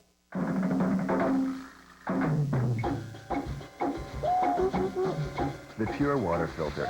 So easy to install and use, anyone can do it. Pure Water Filters. Your water should be pure.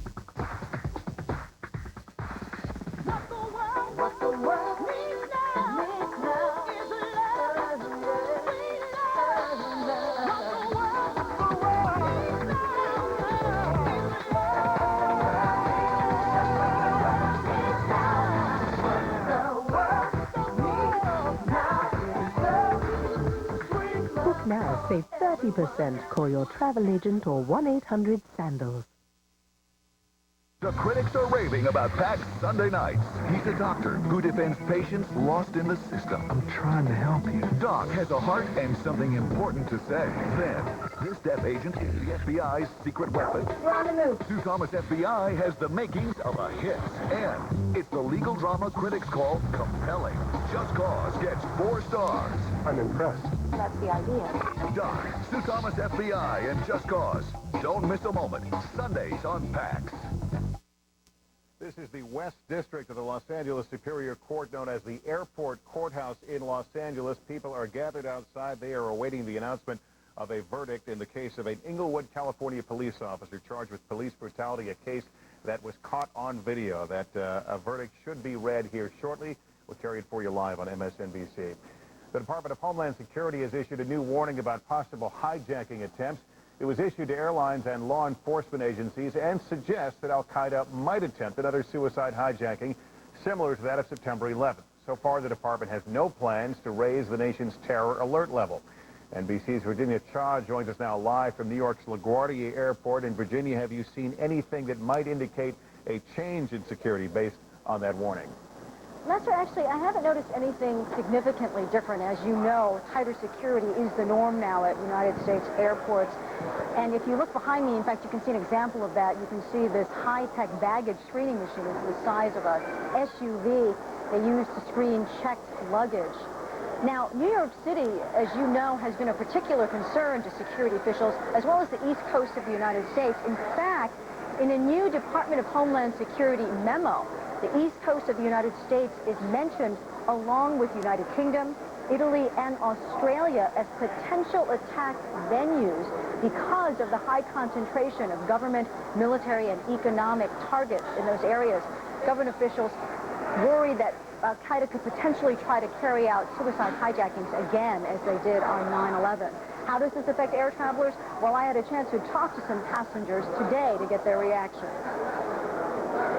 I think they're always going to find some way to get through whatever our security is, but we have to keep on living our entire life how we can, and hopefully we can keep on working on security issues, whatever is most likely to happen. But I mean, it makes me maybe not want to travel as much, but I'm not going to stop. It wouldn't stop me. I think we're doing whatever we can do, and we can't stop living. I have a lot of people I know who live in Israel, and they're faced with that continuously. You just have to go on with your life, but in a sensible way. Also in the Department of Homeland Security memo, a warning for security to be vigilant about common everyday items, such as cameras, because there is the potential that al-Qaeda operatives could try to modify things like that to turn them into weapons. Lester, back to you. Virginia Cha at LaGuardia Airport, thanks.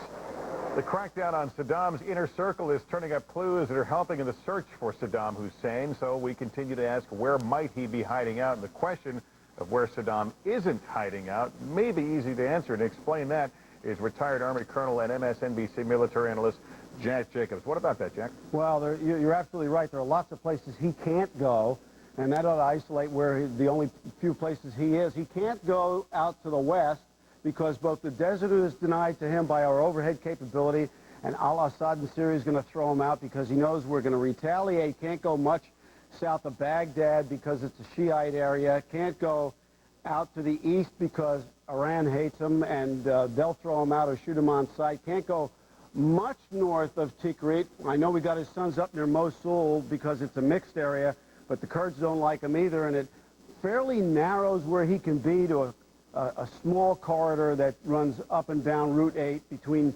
Mosul, Tikrit, and Baghdad, and I think General Myers is right. The noose is closing in around him. And Colonel Jacobs, we have talked a lot about the role of U.S. forces in Iraq and that sometimes they're being asked to act in the role of a police officer. In terms of the search for Saddam Hussein, the kind of troops and special operations troops assigned to that task, this is something I suspect they've had a lot of experience already in Afghanistan. Oh, yeah, they did. And a lot of the troops who are in Iraq have been in Afghanistan, and the special operations troops in particular. Don't forget that the regular troops are doing normal patrols and so on. But people like Task Force 20 and other special operations groups have... Hold on a second, Lester. I believe we have a verdict. In fact, Jack, we've got to break away, take you to Los Angeles. The judge now has called the court into session. This is the verdict in the case of the alleged Inglewood police beating. Jury notice from as follows. Judge Hollingsworth, after 3 days of deliberations plus the weekend, we are deadlocked on count 1, and I see no further change in alignment. We have reached a decision on count 2. I suppose I should bring them out and inquire whether at further deliberations they might reach a verdict. And then if I determine that it doesn't look like they would be able to reach a verdict on count 1, then I'd declare a mistrial as to that count and then take the verdict on count 2. Anybody want any feed in before we start? In reality, they've only deliberated for 2 days now. Well, they've deliberated far longer than that, in my opinion. When after the first part of the morning, they were receiving readback, which wasn't truly part of deliberation. That was 45 minutes. And we'd asked the court send them back and ask them to deliberate further with any requests that they may have for the court reporter or the parties. Mr. Pedersen, if they're hopelessly hung, there's no sense sending them back. That's what I got to find out, whether they are or not. Submitted, Your Honor. Okay. Would you ask the jurors to come in? Superior Court Judge William Hollingsworth, Jr., who is asking the jury to come in. As you heard, they were deadlocked on count 1. I have a verdict apparently on count 2, and we've gone beyond my legal knowledge here, so let me bring in our legal expert and correspondent Dan Abrams. Dan, what does all this mean? What's about to happen? Well, remember, there are 2 separate defendants here. One of them, Jeremy Morse, is charged with actually taking the boy and hitting him on the car. The other one is charged with merely filing a false police report. So on one of the counts, with regard to one of the 2 defendants, they've said, we're hung. We can't reach an agreement. On the other one, there is a verdict. So we are certainly going to hear the verdict, it seems, as long as the judge is willing, and he seems willing, to declare a hung jury. That would mean that there'd be a mistrial. The prosecutors could then retry that other defendant for this crime. But what he's about to do then is simply ask this jury, if I give you more time, can you come up with something in that one? Correct. But it sounds from that language, from that jury, that they are hopelessly hung. And it sounds, by listening to the judge, like he's going to accept that. Very often judges will send them back and say, continue deliberating, give it another shot, please. Sure sounded like this judge was not going to do that. He was going to say, all right, I'm going to accept this jury is hung. And it sounds like the attorneys would prefer them to go back in and give Depends on which attorney. I mean, you know, very often the prosecutors will say, please, Your Honor, let them deliberate a little longer. It's generally better for the defense in a case like this to get a hung jury. The prosecutors have to go through the expense, the hassle of retrying them.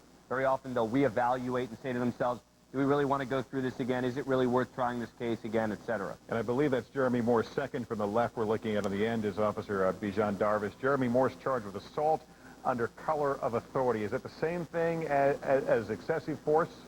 Yeah. I mean, it's just the term in California for felony use of excessive force. Under color of authority means because he was a law enforcement officer and he used more force than was legally necessary. All right, let me just bring folks up to speed. This is the case that occurred about a year ago. You've likely seen the tape many times. Donovan Jackson was at a service station, a gas station, with his father, a police officer. While they were at the gas station, noticed that the tags, the license plates were out of date for some reason. And Donovan Jackson apparently refused to sit down in the police car, and he was charged with resisting arrest. He was not, the charges were never followed up. And let's go back into the court. We have a verdict on count 2. That's correct. All right. Now, what I'm asking you at this time, do you believe with further deliberations you might be able to reach a verdict in this matter? And has there been polls taken of the jurors from time to time throughout? And in the most recent polls, has the count remained the same? The count changed by 1 this morning. And that's the only change? That's correct. Is there any member of this jury panel who feels that with some further deliberation, for further rereading of testimony or further clarification of the law, that you might be able to reach a verdict in this matter? Any, just raise your hand if you think that's a possibility. No hand. Now, without telling me which way, what is the breakdown in the vote on count 1? You mean the numerical breakdown? Numerical breakdown. 7-5. Okay. And you're convinced that no possible way we can reach a verdict in this matter? I am. Okay. Anybody feel differently than that? No hand. Therefore, in count 1, I'm going to declare the jury is unable to reach a verdict, and with further deliberations would not resolve that problem. So I'm declaring a hung jury as to count 1. Now, do you have the verdicts and the verdict forms with you? I do. All of them, both the signed and the unsigned ones? Well, the verdict on count 2 is here. The one that was on count 1 was given to the bailiff. Oh, he already has that. Okay. Would you give to my bailiff both the signed and the unsigned verdict form regarding count 2?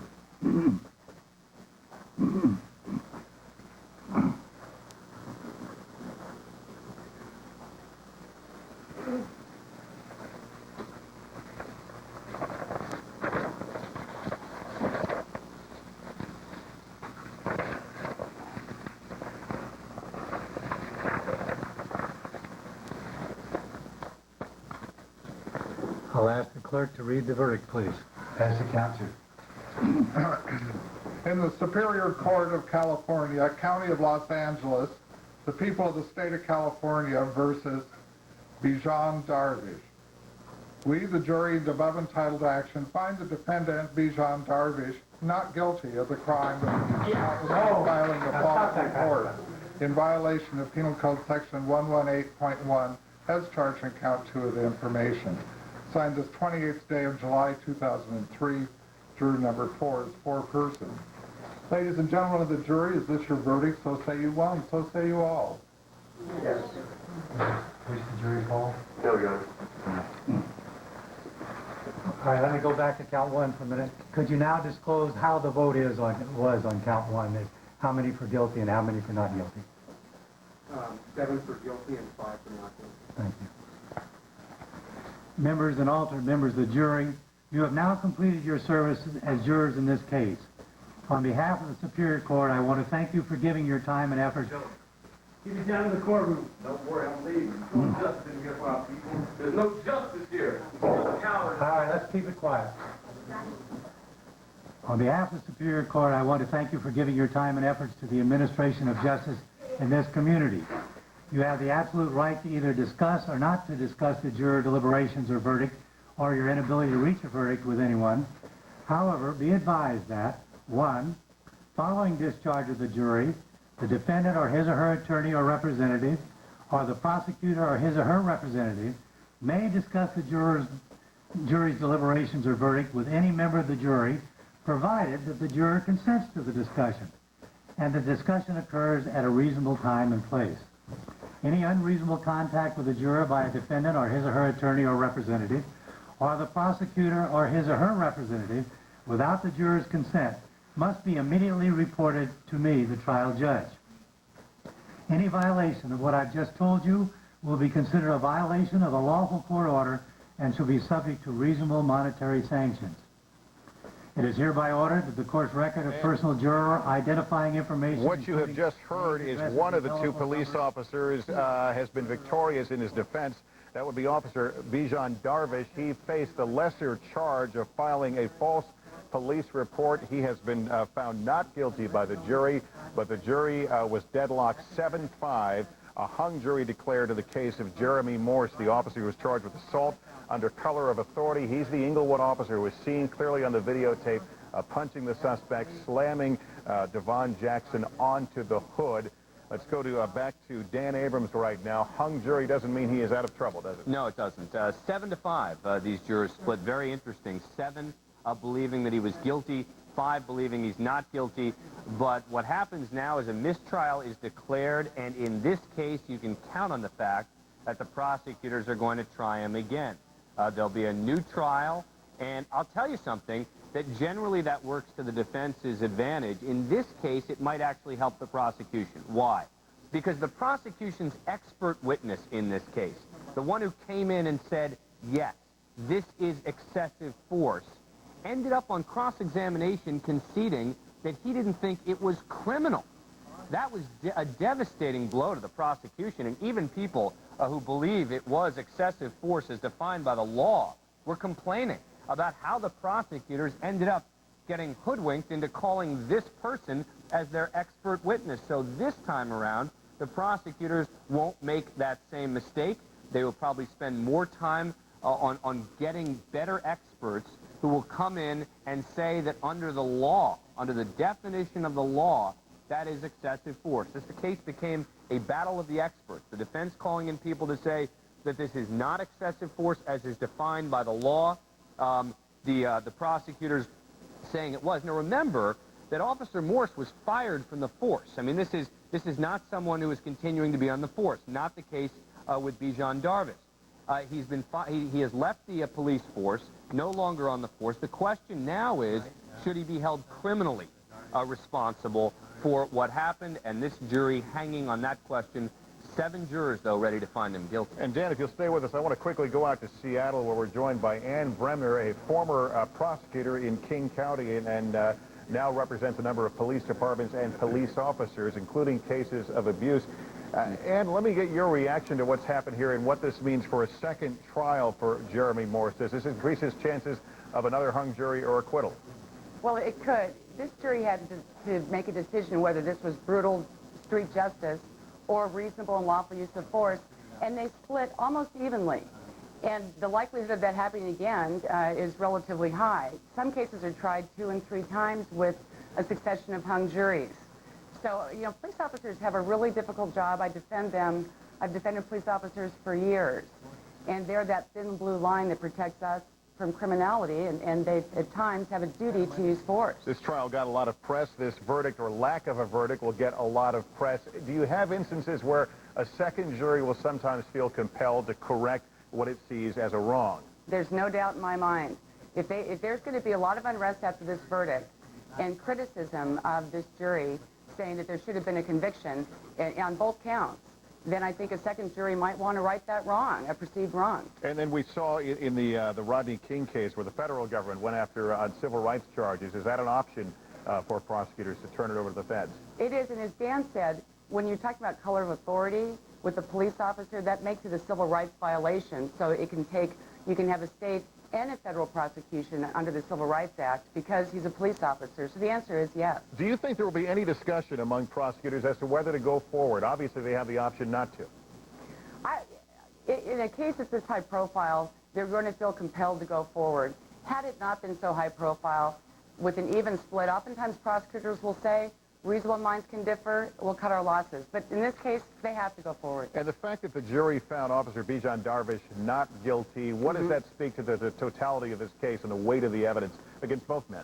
Well, there were different factual allegations against each, but it does not bode well for the prosecutor that there was an acquittal in this case as to one of the officers, because the prosecutors fought long and hard for convictions in this case. Dan Abrams, is it possible for the prosecution to consider another charge, another wording? Are there other statutes they could use to try and go after him again? You know, look, they could go for a misdemeanor count of the same charge. I would expect that they'll charge him with the exact same thing again. I have to say, these cases were so distinct that the defense attorney for Darvish got up when the prosecution finished its case and said, I don't know why I'm here. He said, basically, they presented no evidence against my client. Keep in mind that the heart of this case was directed at Jeremy Morse. Sure, there was also an allegation, and, you know, every allegation is serious, but the heart of this case was about whether Jeremy Morse used excessive force. It's the heart of the case that everyone else is following outside the courtroom, and it was the heart of the case inside the courtroom. So I think that not too much should be read from the verdict with regard to Darvish, because keep in mind, 7 of those 12 jurors who acquitted Darvish were ready to convict Jeremy Morse. Dan Abrams, and Dan will have a lot more coming up tonight at 9 o'clock Eastern on the Abrams Report. Dan, we'll see you then. Our thanks to Ann Bremner for sharing your insight as well on this story. Again, a hung jury in the case of Jeremy Morse, the Inglewood officer accused of assault under the color of authority in that videotaped arrest. We'll be back with more coverage in just a moment.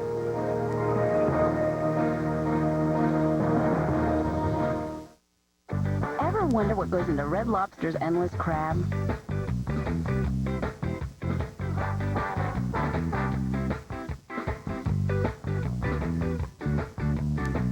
Well, maybe a whole lot more than you thought. Red Lobster's Endless Crab.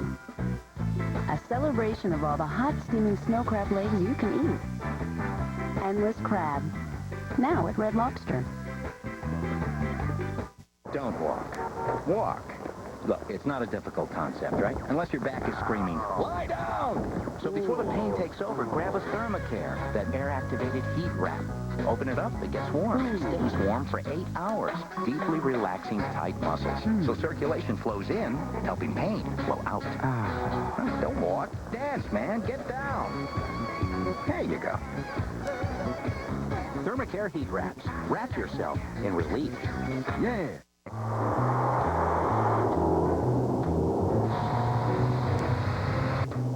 Well, it's a marvelous night for a moon dance with the stars up above in the eye. Fantabulous night to make romance. 315 horsepower, all-wheel drive, and utility when you need know it. the night's magic seemed to Introducing the new Infiniti FX45. you know the sun. Oh, there's a new non-drowsy medicine that lets you breathe again. Alivert Allergy and Sinus relieves sinus pressure, runny nose, and nasal congestion. Breathe again with new Alivert Allergy and Sinus. The right relief, wherever you are.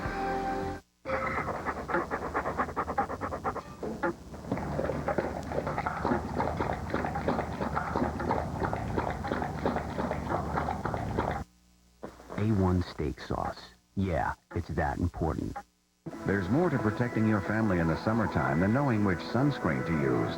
You've got to make sure they're protected at home as well. And no one helps protect families better than ADT.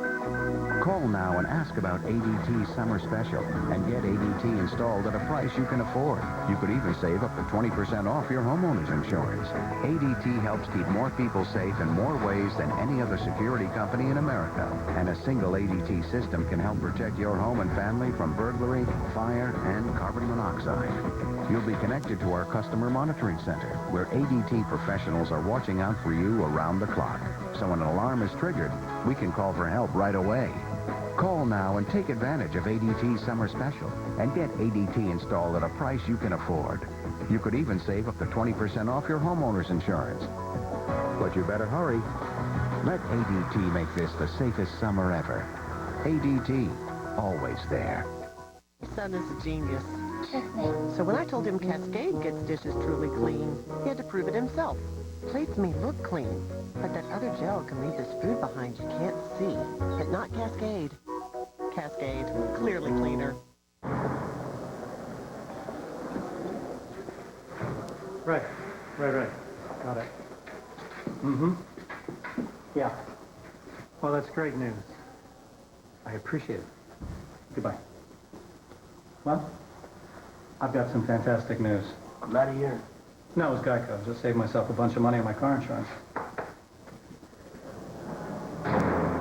Geico. 15 minutes could save you 15% or more on car insurance.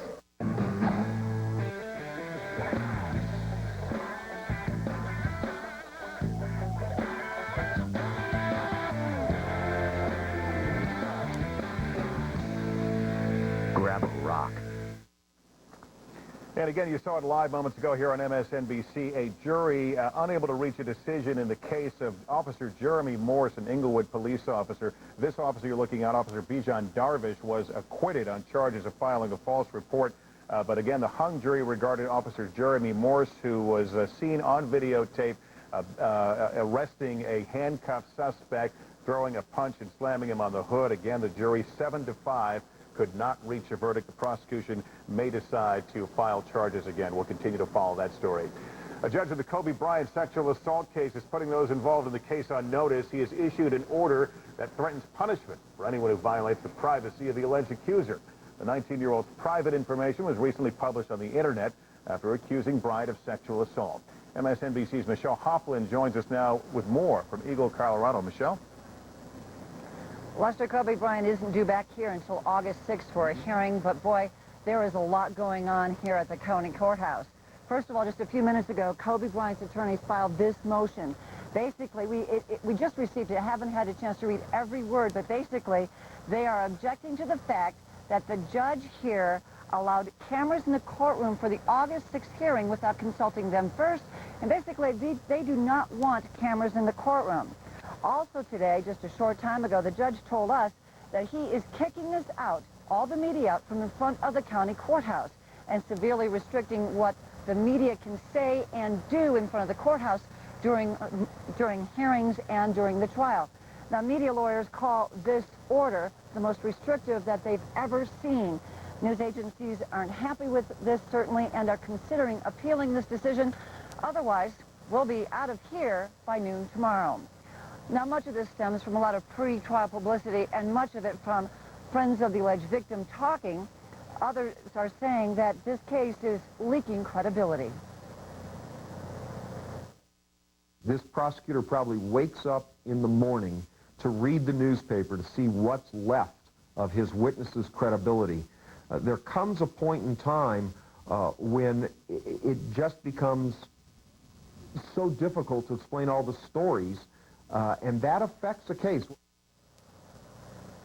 A lot of papers being filed here, a lot of interesting things going on. We will stay here and follow this all for you, Lester. Back to you. It's an interesting development. Michelle Hofflin, thank you. It's been more than 4 years now since the Columbine shooting. 4 years since this now all too familiar scene, the day that a teacher and 12 students were shot and killed at the high school in Littleton, Colorado. After carrying out the rampage, classmates Dylan Klebold and Eric Harris took their own lives. Their parents were in federal court yesterday to give sealed depositions in a lawsuit against them. That suit has been filed by parents of victims, some of the victims who say someone should have known what Klebold and Harris were up to. Also giving a deposition was Judy Brown. She, along with her husband, Randy, warned police an attack could be coming after their son told them about death threats. And we welcome you both to the program. Thanks for joining us. Thank you. Glad to be here. Judy, let me begin with you. Central to this case is whether the parents of Klebold and Harris knew what these guys were up to, knew what they were capable of. A year before all this, you contacted sheriff's authorities there, said your son had been threatened by Harris. What exactly did you tell the authorities? We told them that Eric and Dylan were building pipe bombs and that they had threatened my son's life, and we gave them 10 pages of rantings of Eric Harris off his personal website. And this was also at the same time that the kids, both Eric and Dylan, were in the system. They were in the diversion program for a van break-in. So the last thing the detective said to us the day we talked to him was, "We've got this kid." And when you added all this up and saw the writings on the web and the threat and all that, did you have any reason to believe that Harris wasn't serious, that he would actually carry this out? I was very much afraid that he would kill my son, and that's why we went to the police. We were afraid the entire summer that he would kill my son. We took it very seriously, particularly since Jonesboro had happened at the same time. Randy, we took it very seriously. Randy, was this followed up on by authorities? And more important, do you think Harris's parents were made aware of your concerns? Well, it was followed up by the authorities. In fact, they instituted an affidavit for a search warrant, which we have never, which was discovered later, and they denied existed in the beginning. But we are never sure whether they've served that on the Harris household or the Klebold household. And that's one of the reasons this case is so important. It will show us what Jeffco actually did and what they've lied about for 4.5 years. But back to what is central in this lawsuit, do you think the parents knew what these boys were plotting, perhaps, what they were doing? Mr. Holt, one of the most important things, one of the most important pieces of evidence is a video they made called the basement videos, the basement tapes. And Eric walks through filming his room, and it shows pipe bombs and pipe bomb making kits and weapons and knives and shotgun shells sitting on the shelf. And this is long before April 20th. So, you know, the parents certainly, we know that, and we have heard from testimony given by some of the friends that Mr. Harris discovered a pipe bomb made by Eric and that it was detonated in a field. But we've never heard these things from Mr. Harris, and we've never heard these things from Jeffco. So we're still waiting to find out the whole truth on this. And Judy, before we conclude, just share with me your thoughts when the shootings happened based upon what you had known and what you had reported. The minute my husband called me and said there's been a shooting at Columbine, I said it's Eric Harris. I knew this would happen if they didn't follow up. I didn't know they hadn't followed up, but I knew the minute I heard it was Eric Harris. I knew it. And I knew it, too. We'll end right there. Randy and Judy Brown, our thanks to you for taking time and joining us this afternoon. Sure. Thank you very much. Just a few minutes away from the smartest talk on television, Buchanan and Press. Tonight, Pat and guest host Ron Reagan Jr. talked to Senator Byron Dorgan about the failed plan to create a futures market to track terror predictions. Just ahead on MSNBC. Also ahead right here, Boy Meets Boy. It's the latest in a string of gay-themed television shows that reflect an alternative view of America. Our times really changing in the U.S., or is it just TV that's changed? We'll be back with that.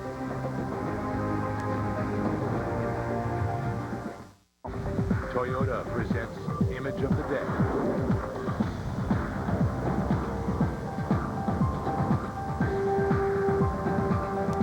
Toyota, get the feeling.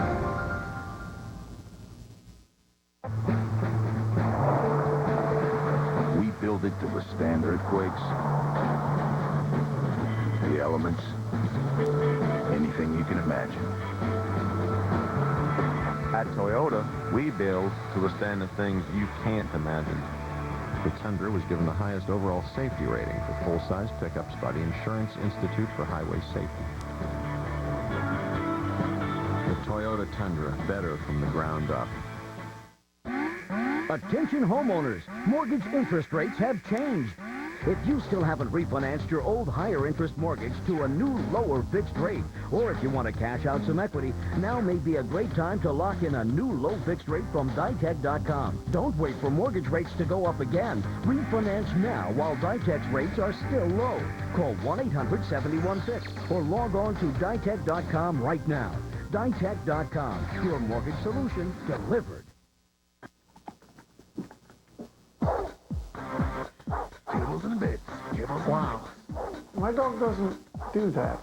Yeah, she gets pretty excited about her kibbles and bits. Yeah, but my dog's food is nutritious. Well, so's kibbles and bits. But hey, it tastes great. A tasty combination of crunchy, meaty kibbles and tender, chewy bits. And like all leading dog foods, it meets APCO standards for 100% complete and balanced nutrition. Kibbles and bits. Kibbles and bits. More taste, more joy. Let's see. Nationwide service. Yep. No roaming on network. Ditto. Long distance. Rollover. No rollover. Oh, there is a difference. Only Singular lets you roll over unused anytime minutes so you avoid paying overages months you talk more. They're your minutes. Keep them. Singular has rollover on national plans and your choice of cool phones. I call it my plan can roll over and yours can't plan. Come in to find out how Singular fits you best. As a surgeon, I see seniors getting hurt at home every day. When my elderly mother refused to go to a retirement home, I found Life Alert. They constantly monitor my mother at home. In an emergency, she pushes this pin, and Life Alert gets help fast. All elderly should have Life Alert. Please call the toll-free number on your screen for more information about Life Alert. The phone call is free. Call now. Let Empire Glass replace your cracked windshield, and we'll pay up to $100 of your comprehensive insurance deductible. And you'll get 24 free dinners to Sherry's, where breakfast, lunch, dinner, and delicious pies and desserts are available 24 hours a day. For the highest quality windshields, including up to $100 off your comprehensive deductible, plus 24 free dinners to Sherry's, call Empire Glass today, 503-251-9881. When you think glass, think Empire. On Countdown, new warnings of terror in the sky. Keith reveals what sparked this disturbing report. Plus, Saddam, on tape, mourning his sons and defying America. But how close are U.S. forces to capturing the toppled dictator? Countdown with Keith Olbermann, tonight at 8 on MSNBC.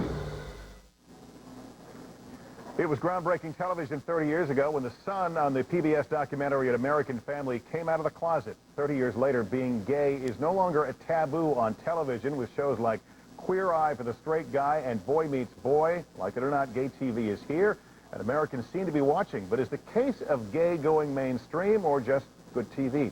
Joining us to discuss this is Kirk Marcolina, one of the executive producers of Boy Meets Boy. It's a new reality dating show that involves only men, and it debuts tonight on Bravo. Mr. Marcolina, good afternoon. Thank you for joining us. Thanks for having me. This is Cutting Edge TV. It follows Queer Eye for the Straight Guy, Queerest Folk on cable. TV is a business. What do you, as a producer, see that makes this a viable format right now? Well, first of all, I think Boy Meets Boy is an excellent show because it presents a fun and entertaining show. And the concept is that it's America's first gay dating show, where we follow James, our leading man, and his struggle to find romance amongst 15 potential mates. The potential mates, we should point out, you include heterosexuals among this right, group, but he doesn't know who's who. Right, yeah, so he doesn't know who's who. And the reason why we threw that in there is really to blur the boundaries between what is straight and what is gay. Well, that leads to the next question. Are gay people a source of entertainment, or is it some acknowledgement that they're becoming, gay lifestyle, if you will, is becoming more accepted in society as a whole?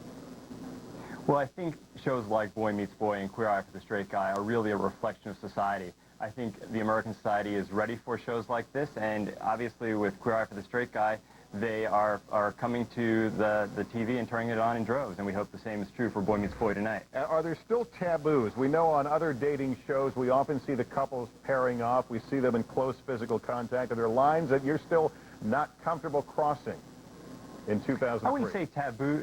I wouldn't say taboo so much.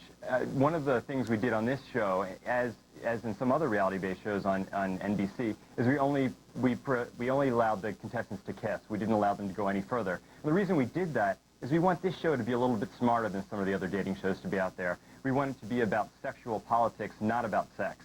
All right, the show is Boy Meets Boy. Kirk Marcolina, thank you for coming on today.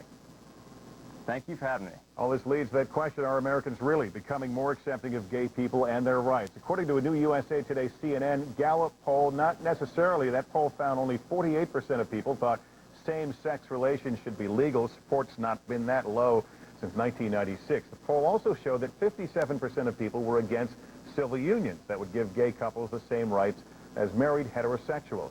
Joining me to discuss this is MSNBC's editor-in-chief, Jerry Nachman. Jerry, the bigger question we ask is good TV, or is there something larger going on in society? Well, it is good TV. Queer Eye for the Straight Guy is one of the most clever and entertaining television shows I've seen in years. I mean, I find it compelling. These 5 fairy godmothers show up at some schlub's house and remake his life, his wife, the tile in his bathroom, the way the doors are hung on his refrigerator, his hair, his beard, his clothes. And built upon the very stereotype that gay men know everything about fashion and style.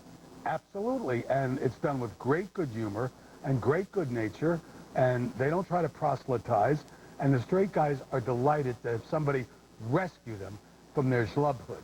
But I think the marketing idea behind it is that at least gay couples in the United States are the ultimate, what the marketers call, dinks. Dual income, no kids. There's nothing more desirable to Madison Avenue than a couple, regardless of whether they're straight or gay, having 2 incomes and no tuition to spend it on. Just travel and fashion and restaurants. So from a Madison Avenue point of view, to have a successful show with a big gay audience is a huge home run because of that demographic cohort that everybody wants. The reason we're seeing, of course, the polls right now and all the attention is because this comes only weeks after the Supreme Court decision on whether two gay people can have sex behind closed doors, leading to that bigger question, is gay marriage around the corner? Well, a lot of people see the so-called gay agenda. I said then that this was going to be a big problem for Democrats because they were all going to be asked how they thought about gay marriage, and no answer would please everyone. An answer of no, which is what most of them gave, would alienate the hardcore left progressive constituency. An answer of yes would alienate the centrist Democrats, and the Republicans were just rubbing their hands with glee because they would benefit from that. I don't think it was an accident that 2 days after the Supreme Court case, Majority Leader Bill Frist called for a constitutional amendment to ban gay marriages. So yeah, I think we're seeing a small backlash. I also theorize that a few weeks after Brown versus Board of Education, some Americans may have changed their opinion about school integration on the grounds it was starting to hit home, but that doesn't mean it was the wrong thing for the country to do. All right, Jerry Nachman, thank you for joining us, and we will see you tomorrow. That's going to wrap up this hour of coverage. Thanks for being here. Coming up next, Buchanan in Press. I'm Lester Holt. I'll see you back here again tomorrow at 4 Eastern, 1 Pacific. Until then, so long. Thanks for watching.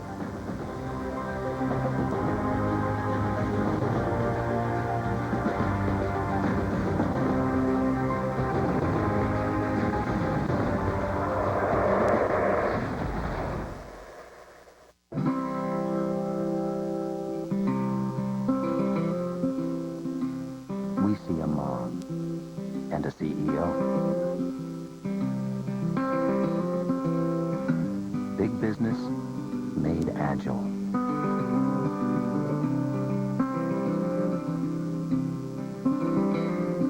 We see Teacher of the Year.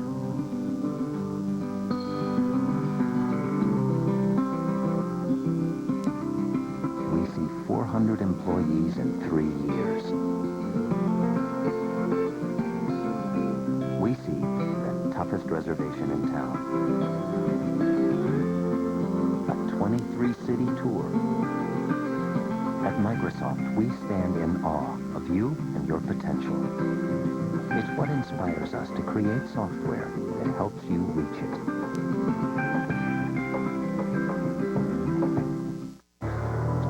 For immediate relief that soothes muscle pain right where you need it and lasts up to 8 hours, get Pain Patch by Mentholatum. Pain Patch, relief that's right. Here and now.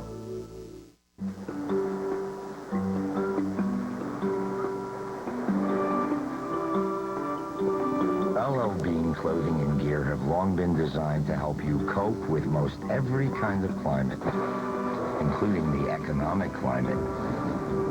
This fall, you'll find remarkable values at LL Bean. Every item still made to last with our 100% guarantee of satisfaction. Call today for your free catalog. New on DVD. Whatever you desire, whatever you fear, becomes real. From Academy Award winners James Cameron and Steven Soderbergh. George Clooney. Solaris. Own the DVD or rent the video today. It's almost 200,000 people working as one to turn technology into reality. To create an award-winning fluid suspension system so unique, it's Automobile Magazine's Technology of the Year.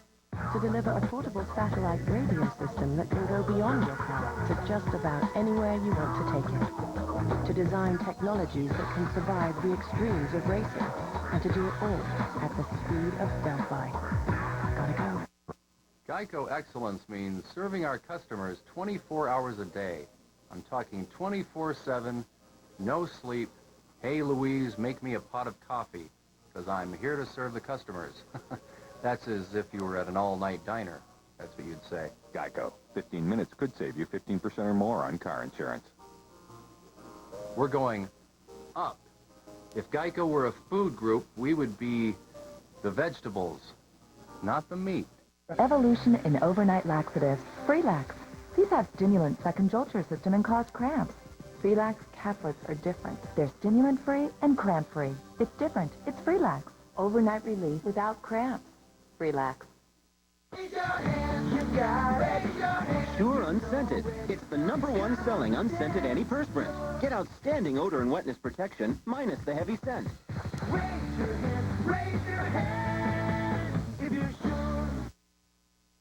Hello, I'm Christy Musumeci, live at MSNBC World Headquarters. Buchanan and Press coming up next with Democratic presidential candidate Dennis Kucinich. What will it take to win the White House in 2004? Ron Reagan joins Pat just ahead. But first, major developments in a Los Angeles courtroom a short time ago. The judge has declared a hung jury in the case of a former Inglewood, California police officer accused of assaulting a handcuffed teenager during a videotaped arrest. The incident drew comparisons to the Rodney King beating. The tape showed Officer Jeremy Morse punching and slamming the teen into a squad car. Morse faced up to 3 years in prison. After more than 3 days of deliberations, the jury was deadlocked 7-5 in favor of convicting Morse. The jury did reach a verdict in the case, though, of Morse's partner, Officer Bijan Darvish, who was accused of filing a false police report. He was found not guilty. Again, a hung jury in the police brutality case of a former police officer who punched and slammed a teen during a videotaped arrest. Well, another update coming your way in 30 minutes from MSNBC World Headquarters. Buchanan and Press starts right now.